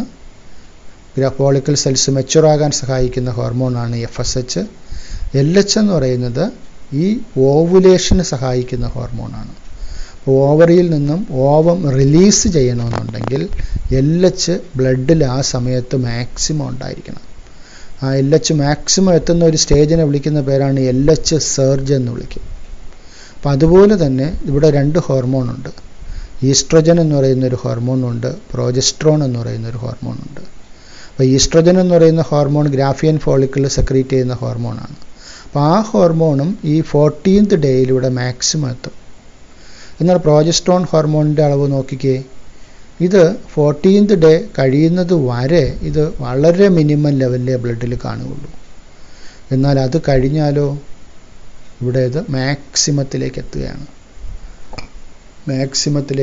അപ്പോൾ കോർപ്പസ് ലൂട്ടിയമാണ് ഇത് സെക്രീറ്റ് ചെയ്യുന്നത് എന്നുള്ളതാണ് ഇതിൻ്റെ കാരണം. അപ്പോൾ കോർപ്പസ് ലൂട്ടിയം ഡെവലപ്പ് ചെയ്യാൻ ആരംഭിക്കുന്നത് 14th day കഴിഞ്ഞിട്ടാണ്. അപ്പോൾ 14th day കഴിയുമ്പോഴത്തേക്കും കോർപ്പസ് ലൂട്ടിയം ഡെവലപ്പ് ആവുകയും അതിൻ്റെ സെക്രീഷൻ പ്രോജസ്ട്രോൺ എന്ന് പറയുന്ന ഹോർമോണിൻ്റെ സെക്രീഷൻ ആരംഭിക്കുകയും ചെയ്യും. അപ്പോൾ ഈ ഹോർമോൺ എന്ന് പറയുന്നത് പ്രഗ്നൻസി മെയിൻറ്റെയിൻ ചെയ്യാൻ, അല്ലെങ്കിൽ ഈ ഇംപ്ലാന്റേഷൻ നടക്കുന്ന എംബ്രിയോ അത് കറക്റ്റായിട്ട് എൻഡോമെട്രിയത്തിൽ ഫിക്സ് ചെയ്തിരിക്കണമെങ്കിൽ ഈ പ്രോജസ്ട്രോണിൻ്റെ അളവ് ഇവിടെ മാക്സിമത്തിൽ തന്നെ നിൽക്കണം. അപ്പോൾ അത് പ്രഗ്നൻസി മെയിൻറ്റെയിൻ ചെയ്യാൻ സഹായിക്കുന്ന ഹോർമോണാണ് പ്രോജസ്ട്രോൺ. അപ്പോൾ എക്സാമിന് പ്രധാനപ്പെട്ട ക്വസ്റ്റ്യനാണിത്. ഈസ്ട്രോജൻ്റെയും പ്രോജസ്ട്രോണിൻ്റെയും LHൻ്റെയും ഒക്കെ ഫങ്ഷൻ. LH ആണ് ഓവുലേഷന് സഹായിക്കുന്ന ഹോർമോൺ. ഈസ്ട്രജൻ ഫോളിക്കിൾ സെൽസിൻ്റെ ഡെവലപ്മെൻറ്റിന് സഹായിക്കുന്ന ഹോർമോൺ. പ്രൊജസ്ട്രോൺ പ്രഗ്നൻസി മെയിൻറ്റെയിൻ ചെയ്യാൻ സഹായിക്കുന്ന ഹോർമോൺ. അപ്പോൾ ആ ഹോർമോണിൻ്റെ ലെവലിൻ്റെ ഗ്രാഫും നമ്മൾ പ്രത്യേകം ശ്രദ്ധിച്ച് പഠിക്കേണ്ടതാണ്. ഇനി 14th ഡേയുടെ കാര്യം ഇപ്പോൾ പറഞ്ഞു കഴിഞ്ഞു. നമ്മൾ LH സർജ് ഉണ്ടാവുമെന്ന് പറഞ്ഞു. LH സർജ് ഉണ്ടാവുകയും ഈ മെച്ചുറായിട്ടുള്ള ഗ്രാഫിയൻ ഫോളിക്കിളിൽ നിന്നും ഓവം റിലീസ് ചെയ്യും. അപ്പോൾ ഇത് സാധാരണ സംഭവിക്കുന്നത് മെൻസ്ട്രുവൽ സൈക്കിളിൻ്റെ 14th ഡേയിലാണ്. 28 ഡേ കൃത്യം സൈക്കിളാണെന്നുണ്ടെങ്കിൽ ചില പെൺകുട്ടികളെ സംബന്ധിച്ചിടത്തോളം 28 എന്ന് പറയുന്നത് ചിലപ്പോൾ 30 31 അങ്ങനെ മാറി വരാം, 27 26 അങ്ങനെയൊക്കെ മാറി വരാം. അപ്പോൾ കൃത്യമായിട്ട് 28 ഡേ സൈക്കിൾ നടക്കുന്ന ഒരു ലേഡിയെ സംബന്ധിച്ചിടത്തോളം ഓവുലേഷൻ അതിൻ്റെ 14th ഡേയിൽ ഓവുലേഷൻ നടക്കാം. അപ്പോൾ അതാണ് ഓവുലേറ്ററി ഫേസ് എന്നതുകൊണ്ട് വിശേഷിപ്പിക്കുന്നത്. ഇനി അടുത്ത ഫേസാണ് സെക്രട്ടറി ഫേസ് അല്ലെങ്കിൽ ലൂട്ടിയൽ ഫേസ് എന്ന് പറയുന്നത്. അത് നമ്മൾ ആൾറെഡി ഡിസ്കസ് ചെയ്തു. അപ്പോൾ ഇവിടെ ovarian follicle cells Graafian follicle cells റപ്ചറായി ഓവം റിലീസ് ചെയ്തു. ഓവം റിലീസ് ചെയ്ത് കഴിഞ്ഞാൽ ഈ റപ്ചറായിട്ടുള്ള ഒവേറിയൻ ഫോളിക്കിൾ സെൽസ് ഇതാണ് പിന്നെ അത് ഒരു എൻഡോക്രൈൻ ഗ്ലാൻഡായിട്ട് മാറും. ഒരു യെല്ലോയിഷ് കോണിക്കൽ സ്ട്രക്ചറായിട്ട് ഇത് മാറും. ആ സ്ട്രക്ചറിനെ വിളിക്കുന്ന പേരാണ് കോർപ്പസ് ലൂട്ടിയം. Corpus luteum. അപ്പോൾ ഈ കോർപ്പസ് ലൂട്ടിയം പിന്നെ ഒരു ഹോർമോൺ സെക്രീറ്റ് ചെയ്യാൻ ആരംഭിക്കും. ആ ഹോർമോണിൻ്റെ പേരാണ് പ്രൊജസ്ട്രോൺ. പ്രൊജസ്ട്രോൺ. അപ്പോൾ അതും പറഞ്ഞു, അത് എൻഡോമെട്രിയത്തിൻ്റെ ഡെവലപ്മെൻറ്റിനും ഇംപ്ലാന്റേഷനും വളരെ അത്യാവശ്യമായിട്ടുള്ള ഹോർമോണാണ്. അപ്പോൾ അത് ഫെർട്ടിലൈസേഷൻ നടക്കുകയാണെങ്കിൽ ഈ പ്രൊജസ്ട്രോണിൻ്റെ ലെവൽ കൂടിക്കൊണ്ടിരിക്കും. എന്നാൽ ഫെർട്ടിലൈസേഷൻ നടക്കുന്നില്ല എന്നുണ്ടെങ്കിൽ ആ ഡെവലപ്പ് ചെയ്ത കോർപ്പസ് ലൂട്ടിയം റിഗ്രസ് ചെയ്യാൻ ആരംഭിക്കും. ദാറ്റ് മീൻസ് ചുരുങ്ങാൻ ആരംഭിക്കും. അപ്പോൾ ചുരുങ്ങി അതങ്ങ് ഇല്ലാതാകും ഫെർട്ടിലൈസേഷൻ നടന്നില്ലെങ്കിൽ. അപ്പോൾ മെയിൽ ഫീമെയിൽ യൂണിയൻ നടന്ന് ഫെർട്ടിലൈസേഷൻ നടക്കുകയാണെങ്കിൽ കോർപ്പസ് ലൂട്ടിയം അങ്ങനെ തന്നെ മെയിൻറ്റെയിൻ ചെയ്യും. അല്ല, ഫെർട്ടിലൈസേഷൻ നടക്കുന്നില്ല എന്നുണ്ടെങ്കിൽ കോർപ്പസ് ലൂട്ടിയം റിഗ്രസ് ചെയ്ത് അത് ചുരുങ്ങി ഇല്ലാതാവുകയും വീണ്ടും അടുത്ത 28 ഡേ കഴിയുമ്പോൾ അടുത്ത മെൻസ്ട്രേഷനിലേക്ക് പോവുകയും ചെയ്യും. ആ രീതിയിലാണ് മെൻസ്ട്രൽ ഫേസ് നടക്കുന്നത്. അപ്പോൾ ഫെർട്ടിലൈസേഷനെ കുറിച്ച് നമുക്ക് ഡിസ്കസ് ചെയ്യാം. അപ്പോൾ ഫെർട്ടിലൈസേഷൻ എന്ന് പറയുന്ന പ്രോസസ്സ് എന്താണെന്ന് വെച്ചാൽ union of male and female gamete. Male ഗമീറ്റിൻ്റെയും മെയിൽ ഗമീറ്റായ സ്പേം സെൽസിൻ്റെയും ഫീമെയിൽ ഗമീറ്റായ ഓവം ഫ്യൂസ് ചെയ്യുന്ന പ്രോസസ്സിനെ വിളിക്കുന്ന പേരാണ് ഫെർട്ടിലൈസേഷൻ. ഫെർട്ടിലൈസേഷൻ്റെ ഫലമായിട്ട് ഉണ്ടാകുന്ന സിംഗിൾ സെല്ലാണ് സൈഗോട്ട്. അപ്പോൾ ഒരു മെയിൽ ഫീമെയിൽ യൂണിയൻ നടക്കുമ്പോൾ മെയിൽ ഫീമെയിൽ യൂണിയനെ സാധാരണ പറയുന്ന ടേമാണ് കോപ്പുലേഷൻ അഥവാ കോയിറ്റസ് അല്ലെങ്കിൽ ഇൻ്റർകോസ് എന്ന് വിളിക്കാറുണ്ട്. അപ്പോൾ ഈ കോപ്പുലേഷൻ നടക്കുന്ന സമയത്ത് മെയിൽ ഓർഗാനിസംസ് ഫീമെയിലിൻ്റെ ജനൈറ്റൽ ട്രാക്റ്റിനകത്തേക്ക് സെമൻ എന്ന് പറയുന്ന ഫ്ലൂയിഡ് ഡിസ്ചാർജ് ചെയ്യുന്നു. അപ്പോൾ സെമൻ എന്താണെന്നുള്ളത് നേരത്തെ നിങ്ങൾ പഠിച്ചത് ഓർക്കുന്നുണ്ടാവും.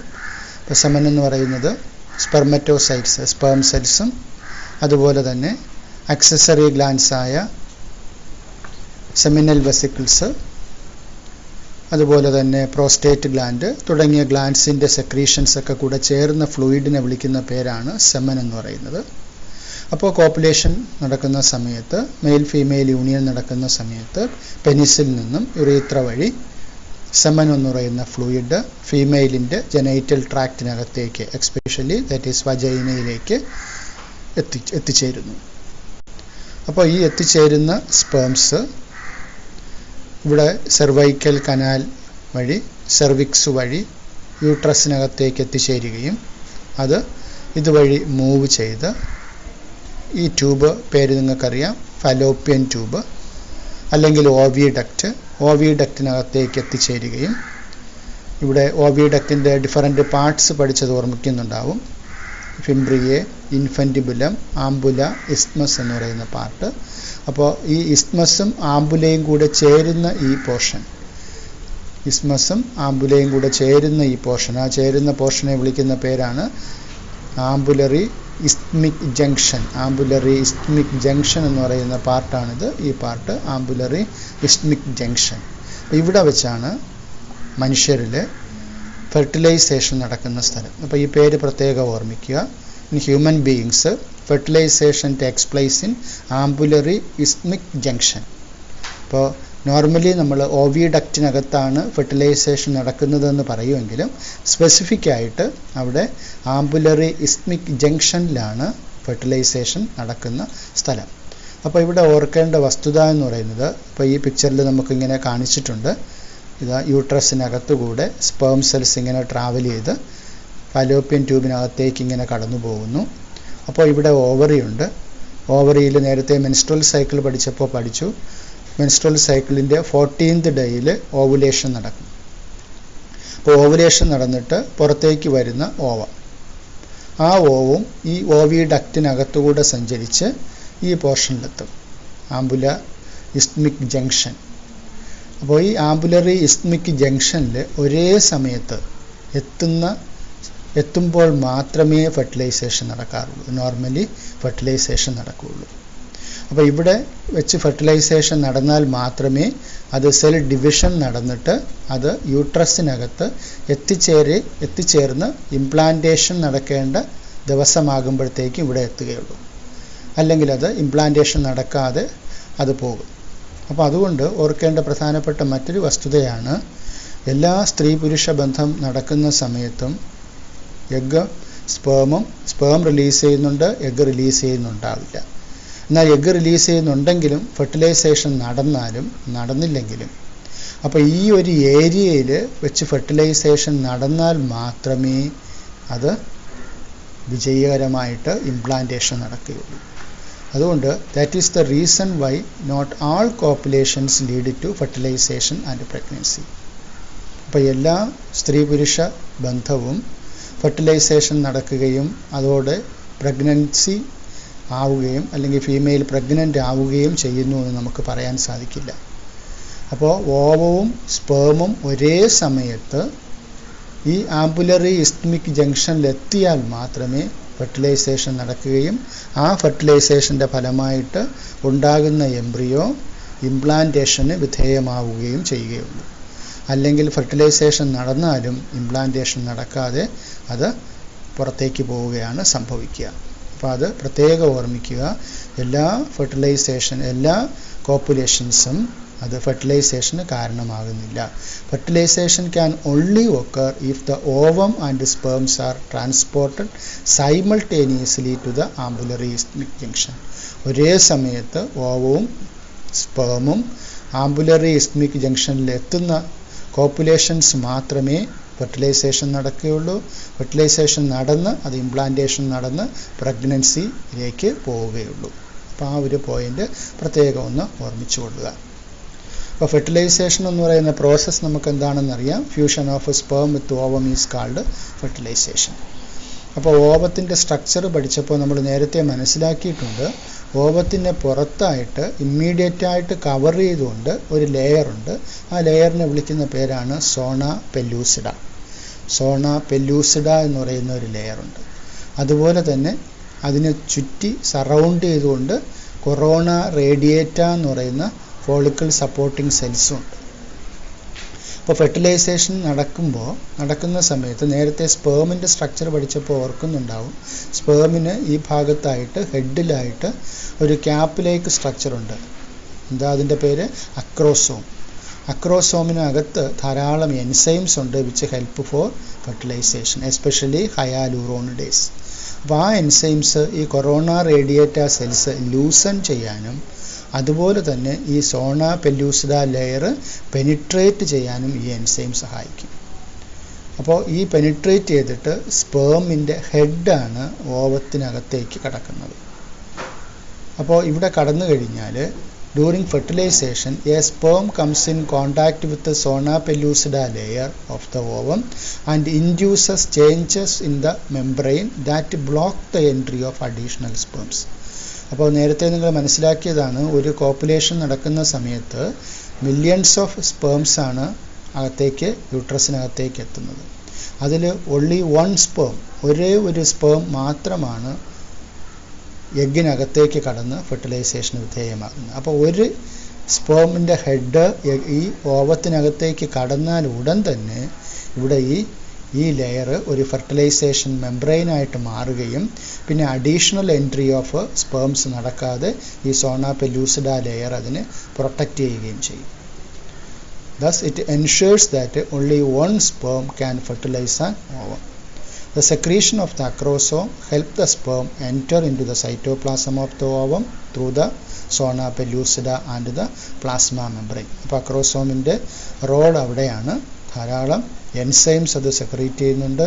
ആ എൻസൈംസ് ഈ ഫെർട്ടിലൈസേഷൻ എന്ന് പറയുന്ന പ്രോസസ്സ് വിജയകരമായിട്ട് പൂർത്തിയാക്കാൻ സഹായിക്കുന്നു. ഒരേ ഒരു സ്പേം മാത്രം അകത്തേക്ക് കടക്കുകയും മറ്റ് സ്പേംസ് ഒന്നും അകത്തേക്ക് കടക്കാതെ പ്രൊട്ടക്റ്റ് ചെയ്യുന്ന ഒരു ലെയറായിട്ട് ഇത് മാറുകയും ചെയ്യും. അപ്പോൾ ഫെർട്ടിലൈസേഷൻ നടന്ന് സ്പേമിൻ്റെ ഹെഡ് ഇതിനകത്തേക്ക് കടന്നു കഴിയുമ്പോഴാണ് ശരിക്കും ഊജനിസിസ് പൂർത്തിയാകുന്നത്. അപ്പോൾ ഊജനിസിസിൻ്റെ ഘട്ടങ്ങൾ നിങ്ങൾ ഓർക്കുന്നുണ്ടാവും. അപ്പോൾ പ്രൈമറി ഊസൈറ്റ്, സെക്കൻഡറി ഊസൈറ്റ്, പിന്നെയാണിത് മെച്യൂർ സെല്ലായിട്ട് മാറുന്നത്. അപ്പോൾ ഈ ഒരു ഫെർട്ടിലൈസേഷൻ പ്രോസസ്സ് നടന്നു കഴിയുമ്പോഴാണ് പ്രൈമറി ഊസൈറ്റ് സ്റ്റേജിലാണ് ഇവിടെ ഫെർട്ടിലൈസേഷൻ നടക്കുന്നത്. പിന്നെ അത് കഴിയുമ്പോഴാണ് ഇവിടെ സെൽ ഡിവിഷൻ ഇവിടെ പൂർത്തിയാകുന്നത്.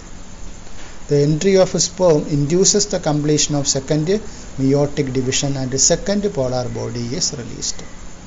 ഫെർട്ടിലൈസേഷന് ശേഷമാണ് ഇവിടെ മിയോട്ടിക് ഡിവിഷൻ കംപ്ലീറ്റ് ആവുകയും സെക്കൻഡ് പോളാർ ബോഡി ഇവിടെ റിലീസ് ആവുകയും ചെയ്യുന്നത്. ഫസ്റ്റ് പോളാർ ബോഡി നേരത്തെ ഇവിടെ റിലീസ് ആവുന്നുണ്ട്.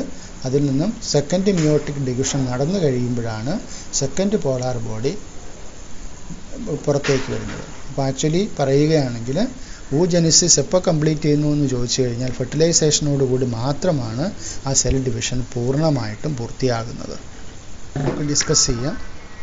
അപ്പോൾ ഫെർട്ടിലൈസേഷൻ നടന്നു കഴിഞ്ഞ് അപ്പോൾ ഇവിടെ ഈ കാണുന്നതാണ് ഓവം അല്ലെങ്കിൽ എഗ്ഗ്.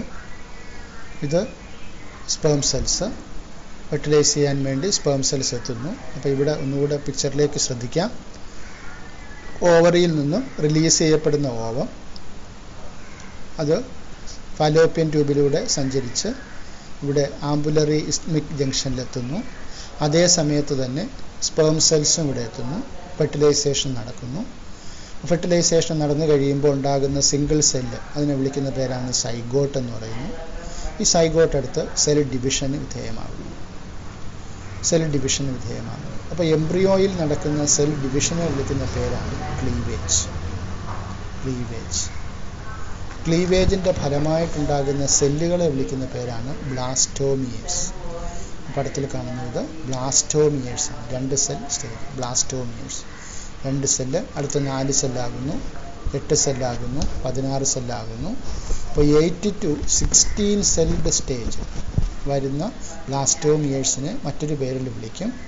അത് മോറുല എന്നാണ് അറിയപ്പെടുന്നത്. Morula. 8 to 16 celled blastomere stage is called morula.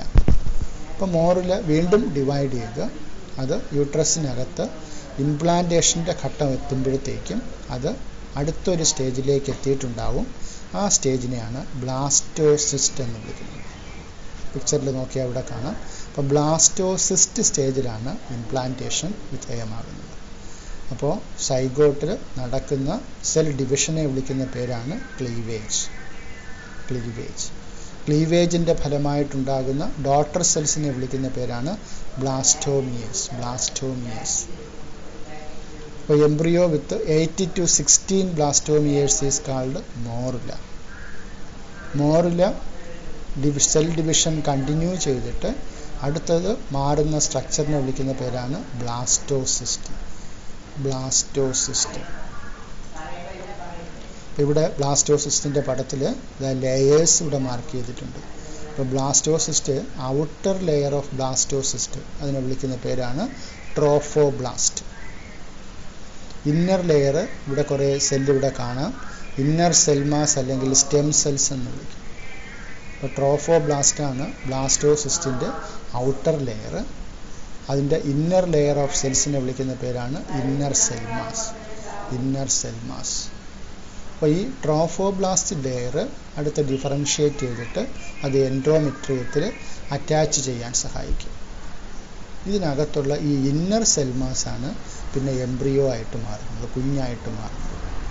Trophoblast എംബ്രിയോയെ attach ചെയ്യാൻ സഹായിക്കുന്ന ഒരു സ്ട്രക്ചറായിട്ട് ഇവിടെ മാറും.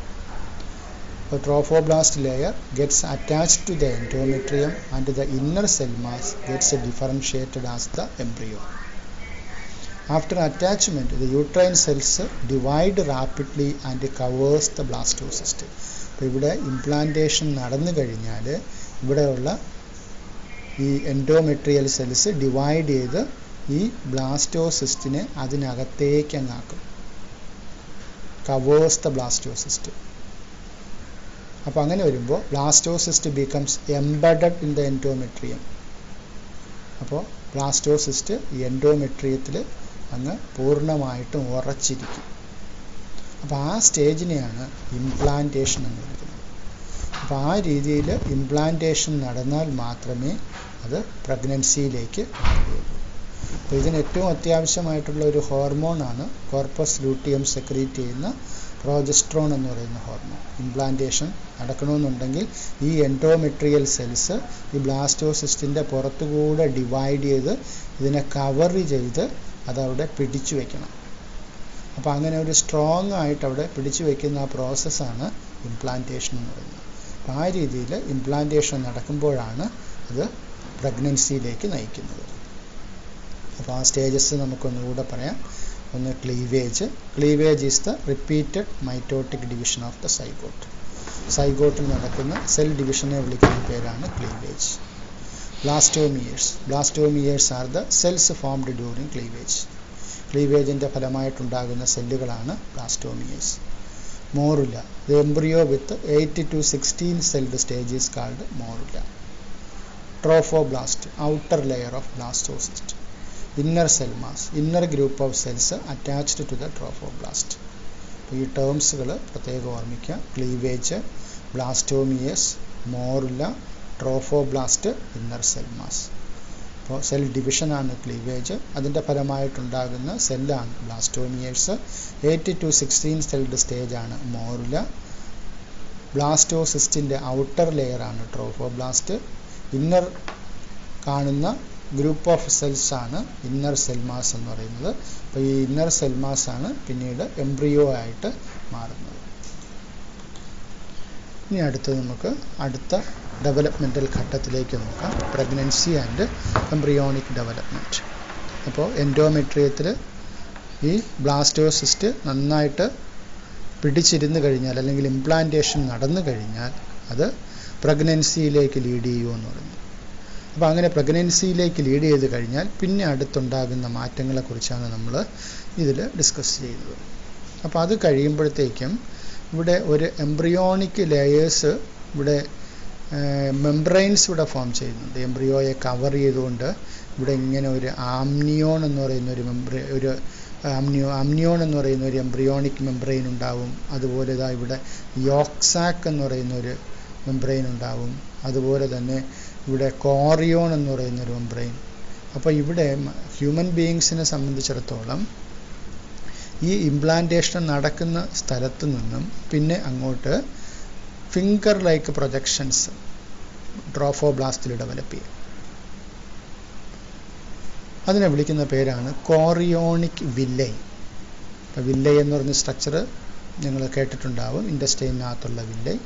അപ്പോൾ അതുപോലെ finger like projections developed in the uterus, that is known as chorionic villi. അപ്പോൾ ആ കോറിയോണിക് വില്ലൈ ഡെവലപ്പ് ചെയ്യുന്ന കോറിയോൺ എന്ന് പറയുന്നത് ഒരു എംബ്രിയോണിക് മെംബ്രെയിനാണ്. കോറിയോണ്, യോക്സാക്ക്, അലൻറ്റോയിസ്, ആംനിയോൺ എന്നൊക്കെ പറയുന്നതൊക്കെ എംബ്രിയോണിക് മെംബ്രെയിൻസ് ആണ്.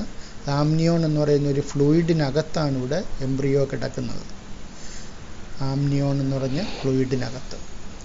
അപ്പോൾ ഇവിടെ ഈ കോറിയോണും അലൻറ്റോയിസും കൂടെ ചേർന്നാണ് ഇവിടെ പ്ലാസൻറ്റ ഉണ്ടാകുന്നത്. പ്ലാസൻറ്റ എന്ന് പറയുന്ന സ്ട്രക്ചറാണ് ഈ വില്ലൈ പരസ്പരം കണക്ട് ചെയ്തിട്ടുണ്ടാകുന്ന സ്ഥലത്തുണ്ടാകുന്നതാണ് പ്ലാസൻറ്റ എന്ന് പറയുന്ന ഒരു സ്ട്രക്ചർ.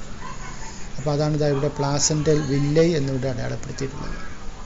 അപ്പോൾ ഇവിടെ chorionic villi and uterine tissue become interdigitated with each other. നമ്മൾ കൈകൾ കോർത്ത് പിടിച്ചാൽ എങ്ങനെ ഇരിക്കും അതുപോലെ ഈ ഡെവലപ്പ് ചെയ്യുന്ന സ്ട്രക്ചേഴ്സ് പരസ്പരം ബലമായിട്ട് ജോയിൻ ചെയ്യും. അങ്ങനെ ജോയിൻ ചെയ്തിട്ടുണ്ടാകുന്ന ഒരു സ്ട്രക്ചറാണ് പ്ലാസെൻറ്റ എന്ന് പറയുന്ന സ്ട്രക്ചർ. അപ്പോൾ കുഞ്ഞിൻ്റെ ബ്ലഡ് വെസൽസും അതുപോലെ തന്നെ അമ്മയുടെ ബ്ലഡ് വെസൽസും ഒക്കെ വന്ന് യുണൈറ്റ് ചെയ്യുന്ന ഒരു റീജിയനാണ് ഈ പ്ലാസെൻറ്റ എന്ന് പറയുന്ന region. The chorionic villi and uterine tissue become interdigitated with each other and jointly form a structural and functional unit between developing embryo and maternal body called placenta. അപ്പോൾ പ്ലാസെൻറ്റ എന്ന് പറയുന്ന ഒരു സ്ട്രക്ചർ ഇവിടെ ഡെവലപ്പ് ചെയ്യും. അപ്പോൾ അതിന് ഡെഫിനിഷനായിട്ട് പറയുകയാണെങ്കിൽ it is the physiological connection between maternal and fetal body. അമ്മയുടെയും കുഞ്ഞും തങ്ങളിലുള്ള ഒരു ഫിസിയോളജിക്കൽ കണക്ഷനാണ് പ്ലാസെൻറ്റ എന്ന് പറയുന്നത്. അപ്പോൾ ആ ഫിസിയോളജിക്കൽ കണക്ഷനുള്ള ഒരു ചരടാണ് ഇതാ കാണുന്നത് അംബിലിക്കൽ കോഡ്. Umbilical code. അപ്പോൾ അംബിലിക്കൽ കോഡാണ് നമ്മൾ പൊക്കിൾക്കൊടി എന്ന് നമ്മൾ പറയുന്നത്. പൊക്കിൾക്കൊടി എന്ന് പറയുന്നത്. Placenta is the physiological connection between maternal and fetal body. Placenta is formed from chorion and allantois. So human placenta is called chorioallantoic placenta. മനുഷ്യരുടെ പ്ലാസെൻറ്റ കോറിയോ അലൻറ്റോയിക് പ്ലാസെൻറ്റയാണ്. കാരണം കോറിയോൺ എന്ന് പറയുന്ന എംബ്രിയോണിക് മെംബ്രെയിനും അലൻറ്റോയിസ് എന്ന് പറയുന്ന എംബ്രിയോണിക് മെംബ്രെയിനും കൂടി ചേർന്നാണ് ഇവിടെ ഈ പ്ലാസെൻറ്റ എന്ന് പറയുന്ന സ്ട്രക്ചർ ഉണ്ടാകുന്നത്. അതുകൊണ്ട് ഹ്യൂമൻ പ്ലാസെൻറ്റയെ കോറിയോ അലൻറ്റോയിക് പ്ലാസെൻറ്റ എന്നാണ് വിശേഷിപ്പിക്കാറുള്ളത്. ഇനി എന്തൊക്കെയാണ് പ്ലാസെൻറ്റയുടെ ഫങ്ഷൻസ്? അപ്പോൾ അമ്മയും കുഞ്ഞും തങ്ങളിലുള്ള ഒരു ഫിസിയോളജിക്കൽ കണക്ഷനാണ് പ്ലാസെൻറ്റ എന്ന് പറയുന്നത്. അപ്പോൾ അമ്മയുടെ ഗർഭപാത്രത്തിൽ കുഞ്ഞ് കിടക്കുന്ന സമയത്തോളം കുഞ്ഞിന് എല്ലാ ഫിസിയോളജിക്കൽ ആക്ടിവിറ്റീസും ചെയ്യണം. റെസ്പിറേഷൻ നടക്കണം, ഡൈജഷൻ നടക്കണം, എക്സ്ക്രീഷൻ നടക്കണം. ഈ എല്ലാ ആക്ടിവിറ്റീസും കുഞ്ഞിൻ്റെ ബോഡിയിൽ നടക്കണം, അമ്മയുടെ ബോഡിയിൽ നടക്കണം. അപ്പോൾ ഈ കുഞ്ഞിൻ്റെ ബോഡിയിൽ ഇത്തരം ആക്ടിവിറ്റീസൊക്കെ നടത്തണമെന്നുണ്ടെങ്കിൽ അതിനാവശ്യമായിട്ടുള്ള എനർജി കുഞ്ഞിന് കിട്ടണം, ആവശ്യമായിട്ടുള്ള ഫുഡ് മെറ്റീരിയൽസ് എല്ലാം കുഞ്ഞിന് കിട്ടണം. അപ്പോൾ അത് അമ്മയിൽ നിന്നും കുഞ്ഞിലേക്ക് ഈ അംബിലിക്കൽ കോഡ് വഴി, പ്ലാസെൻറ്റയിൽ നിന്നും അംബിലിക്കൽ കോഡ് വഴി കുഞ്ഞിലേക്ക് എത്തുകയാണ്. അതുപോലെ തന്നെ കുഞ്ഞിൻ്റെ ശരീരത്തിൽ നിന്നുമുള്ള എല്ലാ എക്സ്ക്രീറ്ററി പ്രോഡക്ട്സും, നൈട്രോജീനസ് വേസ്റ്റുകൾ, കാർബൺ ഡൈ ഓക്സൈഡ്, വാട്ടർ തുടങ്ങിയ എല്ലാ എക്സ്ക്രീറ്ററി പ്രോഡക്ട്സുകളും കുഞ്ഞിൻ്റെ ശരീരത്തിൽ നിന്നും റിമൂവ് ചെയ്യപ്പെടുന്നതും ഈ പ്ലാസെൻറ്റ വഴിയാണ്. അപ്പോൾ ഇവിടെ ഓർമ്മിക്കേണ്ട വസ്തുത എന്ന് പറയുന്നത് അമ്മയുടെയും കുഞ്ഞിൻ്റെയും ബ്ലഡ് വെസൽസ് ഒരിക്കലും ഇവിടെ തങ്ങളിൽ മിക്സ് ചെയ്യുന്നില്ല. ഇത് പരസ്പരം കെട്ടുപിണഞ്ഞ് കിടക്കുകയാണ് ചെയ്യുന്നത്. പ്ലാസെൻറ്റയിൽ അമ്മയുടെ ബ്ലഡ് വെസലും കുഞ്ഞിൻ്റെ ബ്ലഡ് വെസലും പരസ്പരം ഇവിടെ കെട്ടുപിണഞ്ഞ് കിടക്കുകയാണ്. അപ്പോൾ അതുവഴി ഡിഫ്യൂഷൻ വഴിയാണ് ഈ മെറ്റീരിയൽസൊക്കെ കുഞ്ഞിന് കിട്ടുന്നതും അതുപോലെ തന്നെ കുഞ്ഞിൻ്റെ ബോഡിയിൽ നിന്നും നൈട്രോജീനസ് വേസ്റ്റ് പുറത്തേക്ക് കൊണ്ടുപോകുന്നു. അപ്പോൾ അങ്ങനെ നോക്കുകയാണെങ്കിൽ placenta act as a barrier between the mother and the foetus. ഒരു ബാരിയറായിട്ട് ആക്ട് ചെയ്യുന്നുണ്ട്. അപ്പോൾ ആവശ്യത്തിനുള്ള ന്യൂട്രിയൻസ്, ഹോർമോൺസ്, ആൻറ്റിബോഡീസ് ഇതെല്ലാം കുഞ്ഞിന് സപ്ലൈ ചെയ്യുന്നു. It prevent mixing of maternal and fetal blood. രണ്ട് ബ്ലഡും തമ്മിൽ മിക്സ് ആകാതെ തടയുന്നു. It helps to exchange gases between fetus and mother. കുഞ്ഞിൻ്റെ ശരീരത്തിലേക്ക് ഓക്സിജൻ കൊടുക്കുന്നു, കുഞ്ഞിൻ്റെ ശരീരത്തിലുണ്ടാകുന്ന കാർബൺ ഡൈ ഓക്സൈഡ് പുറത്തേക്ക് കൊണ്ടുപോകുന്നു. അങ്ങനെ നൈട്രോജീനസ് വേസ്റ്റുകളുടെ എക്സ്ക്രീഷന് സഹായിക്കുന്നു. ഇതൊരു എൻഡോക്രൈൻ ടിഷ്യൂ ആയിട്ടും ആക്ട് ചെയ്യുന്നുണ്ട്. പ്ലാസെൻറ്റ ഒരു എൻഡോക്രൈൻ ടിഷ്യൂ ആയിട്ടും ആക്ട് ചെയ്യുന്നുണ്ട്. അപ്പോൾ പ്ലാസെൻറ്റയിൽ നിന്നും ചില ഹോർമോൺസുകൾ സെക്രീറ്റ് ചെയ്യപ്പെടുന്നുണ്ട്. ആ ഹോർമോൺസുകളിൽ പ്രധാനപ്പെട്ടതാണ് human chorionic gonadotropin, short form HCG, human placental lactogen HPL, oestrogens ഉണ്ട്, പ്രോജസ്റ്റോജൻസ് ഉണ്ട്. ആ കാറ്റഗറിയിൽ വരുന്ന ഹോർമോൺസും ഉണ്ട്. അപ്പോൾ ഇവിടെ HCG എന്ന് പറയുന്ന ഒരു ഹോർമോണിൻ്റെ പേര് പ്രത്യേകം ശ്രദ്ധിക്കേണ്ടതാണ്. കാരണം ഒരു പെൺകുട്ടി ഗർഭിണിയായി കഴിയുമ്പോൾ യൂറിനിൽ HCGയുടെ പ്രസൻസ് ഉണ്ടാകും. അപ്പോൾ അതുകൊണ്ട് പ്രഗ്നൻ്റ് ആണോ എന്നറിയാൻ വേണ്ടി ആദ്യഘട്ടങ്ങളിൽ യൂറിൻ ടെസ്റ്റ് ചെയ്ത് നോക്കാറുണ്ട്. അപ്പോൾ ആ യൂറിൻ ടെസ്റ്റ് ചെയ്ത് നോക്കുമ്പോഴത്തേക്കും യൂറിനിൽ HCGയുടെ പ്രസൻസ് കാണുകയാണെങ്കിൽ അത് പ്രഗ്നൻസിയെ സൂചിപ്പിക്കുന്നു. അപ്പോൾ അത് പ്രത്യേകം ഓർക്കേണ്ട ഒരു വസ്തുതയാണ്. Presence of HCG in urine indicates പ്രഗ്നൻസിയെ സൂചിപ്പിക്കുന്നു. പ്ലാസൻ്റ സെക്രീറ്റ് ചെയ്യുന്ന ഹോർമോണാണ് human chorionic gonadotropin, human placental lactogen, oestrogen, progestogens. അപ്പോൾ പ്ലാസൻ്റയുടെ ഫങ്ഷൻസ് ശ്രദ്ധയോടുകൂടെ പഠിക്കേണ്ടതാണ്. ഇനി റിലാക്സിൻ എന്നൊരു ഹോർമോണിനെ പരിചയപ്പെടണം. റിലാക്സിൻ ഇത് സെക്രീറ്റ് ചെയ്യുന്നത് ഓവറി സെക്രീറ്റ് ചെയ്യുന്ന ഹോർമോണാണ്. ഈസ്ട്രോജൻസ് ഓവറി സെക്രീറ്റ് ചെയ്യുന്ന ഹോർമോണാണ് ഈസ്ട്രോജൻ. അതുപോലെ തന്നെ ഓവറി സെക്രീറ്റ് ചെയ്യുന്ന മറ്റൊരു ഹോർമോണാണ് റിലാക്സിൻ. അത് പ്രധാനമായിട്ടും റിലാക്സ് ചെയ്യാൻ സഹായിക്കുന്നതാണ്. ഡെലിവറിയൊക്കെ കഴിഞ്ഞതിന് ശേഷം യൂട്രസ് പഴയ അവസ്ഥയിലേക്ക് എത്താൻ സഹായിക്കുന്ന ഒരു ഹോർമോണാണ് റിലാക്സിൻ. പേരോർക്കുക, റിലാക്സിൻ. അതും ഓവറി സെക്രീറ്റ് ചെയ്യുന്ന ഹോർമോണാണ്. ഇനി പ്രഗ്നൻസി ടൈം എന്ന് പറയുന്നത് ആ ടൈമിൽ ഒരുപാട് ഹോർമോൺസുകൾ അളവ് ബ്ലഡിൽ കൂടുന്ന ഒരു സമയമാണ്. Especially oestrogens, progestogens, cortisol, prolactin, thyroxine, ഇതെല്ലാം ധാരാളം സെവറൽ ഫോൾസ് മെറ്റേണൽ ബ്ലഡിൽ ഇൻക്രീസ് ചെയ്യുന്ന ഒരു ടൈമാണ്. അപ്പോൾ ഈ ഒരു ഇൻക്രീസ് എന്ന് പറയുന്നത് കുഞ്ഞിൻ്റെ വളർച്ചയ്ക്ക്, കുഞ്ഞിൻ്റെ ശരീരത്തിൽ അല്ലെങ്കിൽ അമ്മയിലും ആവശ്യമായിട്ടുള്ള മെറ്റബോളിക് ചേഞ്ചസ് നടന്ന് പ്രഗ്നൻസി മെയിൻറ്റെയിൻ ചെയ്യാൻ സഹായിക്കാൻ ഈ ഹോർമോൺസുകളെല്ലാം അത്യാവശ്യമാണ്. അപ്പോൾ ആ ഒരു പീരീഡിനെയാണ് ജസ്റ്റേഷൻ പീരീഡ് എന്ന് പറയുന്നത്. The average duration of human pregnancy is about 9 months, which is called the gestation period. അപ്പോൾ വളർച്ച പൂർത്തിയായി കഴിഞ്ഞാൽ നേരത്തെ യൂട്രസിൻ്റെ ലെയേഴ്സ് പഠിച്ചിട്ടുണ്ട്. മയോമെട്രി, മസിൽ ലെയർ കോൺട്രാക്റ്റ് ചെയ്യാൻ ആരംഭിക്കും. Vigorous contraction of the uterus at the end of pregnancy causes expulsion or delivery of the fetus. The process of delivery of the fetus is called parturition or childbirth. അപ്പോൾ ആ muscle layer, myometrial layer, അത് contract ചെയ്യാൻ ആരംഭിക്കും. അതിനാണ് നമ്മൾ contract ചെയ്യാൻ ആരംഭിക്കുമ്പോൾ വേദന ഉണ്ടാകും. അപ്പോൾ അതിനെയാണ് ഡെലിവറി പെയിൻ എന്ന് വിളിക്കുന്നത്.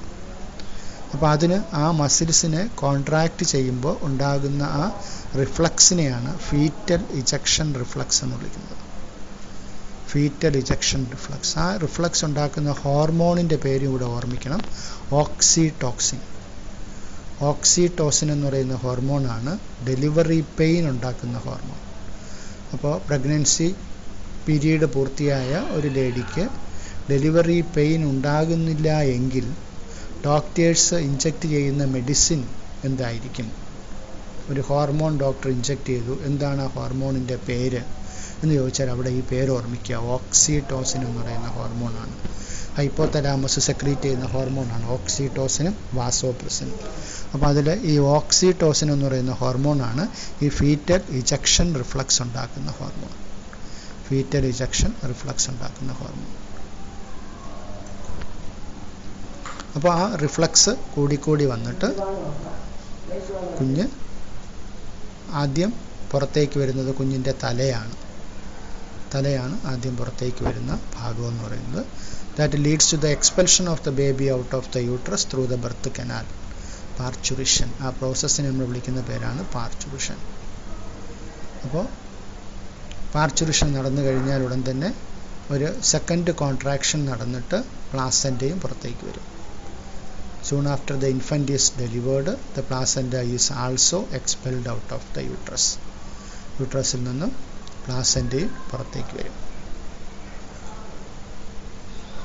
അപ്പോൾ അടുത്ത മറ്റൊരു ടോപ്പിക്കാണ് ലാക്ടേഷൻ എന്ന് പറയുന്നത്. ലാക്ടേഷൻ എന്ന് പറയുന്നത് കുഞ്ഞിൻ്റെ ഡെലിവറി കഴിഞ്ഞാൽ പ്രസവത്തിന് ശേഷം കുഞ്ഞിനെ മുലപ്പാൽ കൊടുത്ത് വളർത്തുക എന്നുള്ളതാണ് കുഞ്ഞിന് ആദ്യം കിട്ടേണ്ടതും അതുപോലെ തന്നെ ധാരാളമായിട്ടും കിട്ടേണ്ടതുമായിട്ടുള്ള ഫുഡാണ് അമ്മയുടെ മിൽക്ക് എന്ന് പറയുന്നത്. അപ്പോൾ അത് സെക്രീറ്റ് ചെയ്യുന്ന ഗ്ലാൻസാണ് മാമറി ഗ്ലാൻസ്. അപ്പോൾ പ്രഗ്നൻസി പീരീഡിൽ തന്നെ മാമറി ഗ്ലാൻസും ഡിഫറൻഷ്യേറ്റ് ചെയ്ത് മാമറി ഗ്ലാൻസിൽ മിൽക്കിൻ്റെ പ്രൊഡക്ഷൻ ആരംഭിച്ചിരിക്കും. അപ്പോൾ ഡെലിവറി കഴിഞ്ഞാലുടൻ തന്നെ മിൽക്ക് ഇജക്ഷൻ നടക്കും. മിൽക്ക് ഇജക്ഷൻ നടന്നിട്ട് പ്രൊലാക്റ്റിൻ എന്ന് പറയുന്ന ഒരു ഹോർമോണാണ് മിൽക്ക് ഇജക്ഷന് സഹായിക്കുന്നത്. അപ്പോൾ അതിൽ നിന്നും മാമറി ഗ്ലാൻഡിൽ നിന്ന് മിൽക്ക് പ്രൊഡ്യൂസ് ചെയ്യുന്ന പ്രോസസ്സിനെയാണ് ലാക്ടേഷൻ എന്ന് വിളിക്കുന്നത്.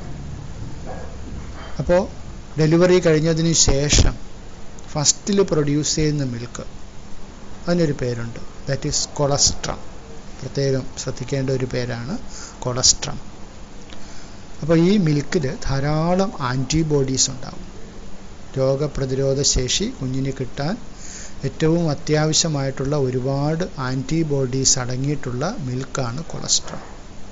അതുകൊണ്ടാണ് അമ്മയുടെ പാല് കുഞ്ഞിന് കൃത്യമായിട്ടും കൊടുക്കണമെന്ന് പറയുന്നതിൻ്റെ കാരണം. ഒരുപാട് രോഗങ്ങളിൽ നിന്നുള്ള രോഗപ്രതിരോധ ശേഷി, ഇമ്മ്യൂണിറ്റി കിട്ടാൻ ഈ മിൽക്ക് അത്യാവശ്യമാണ്.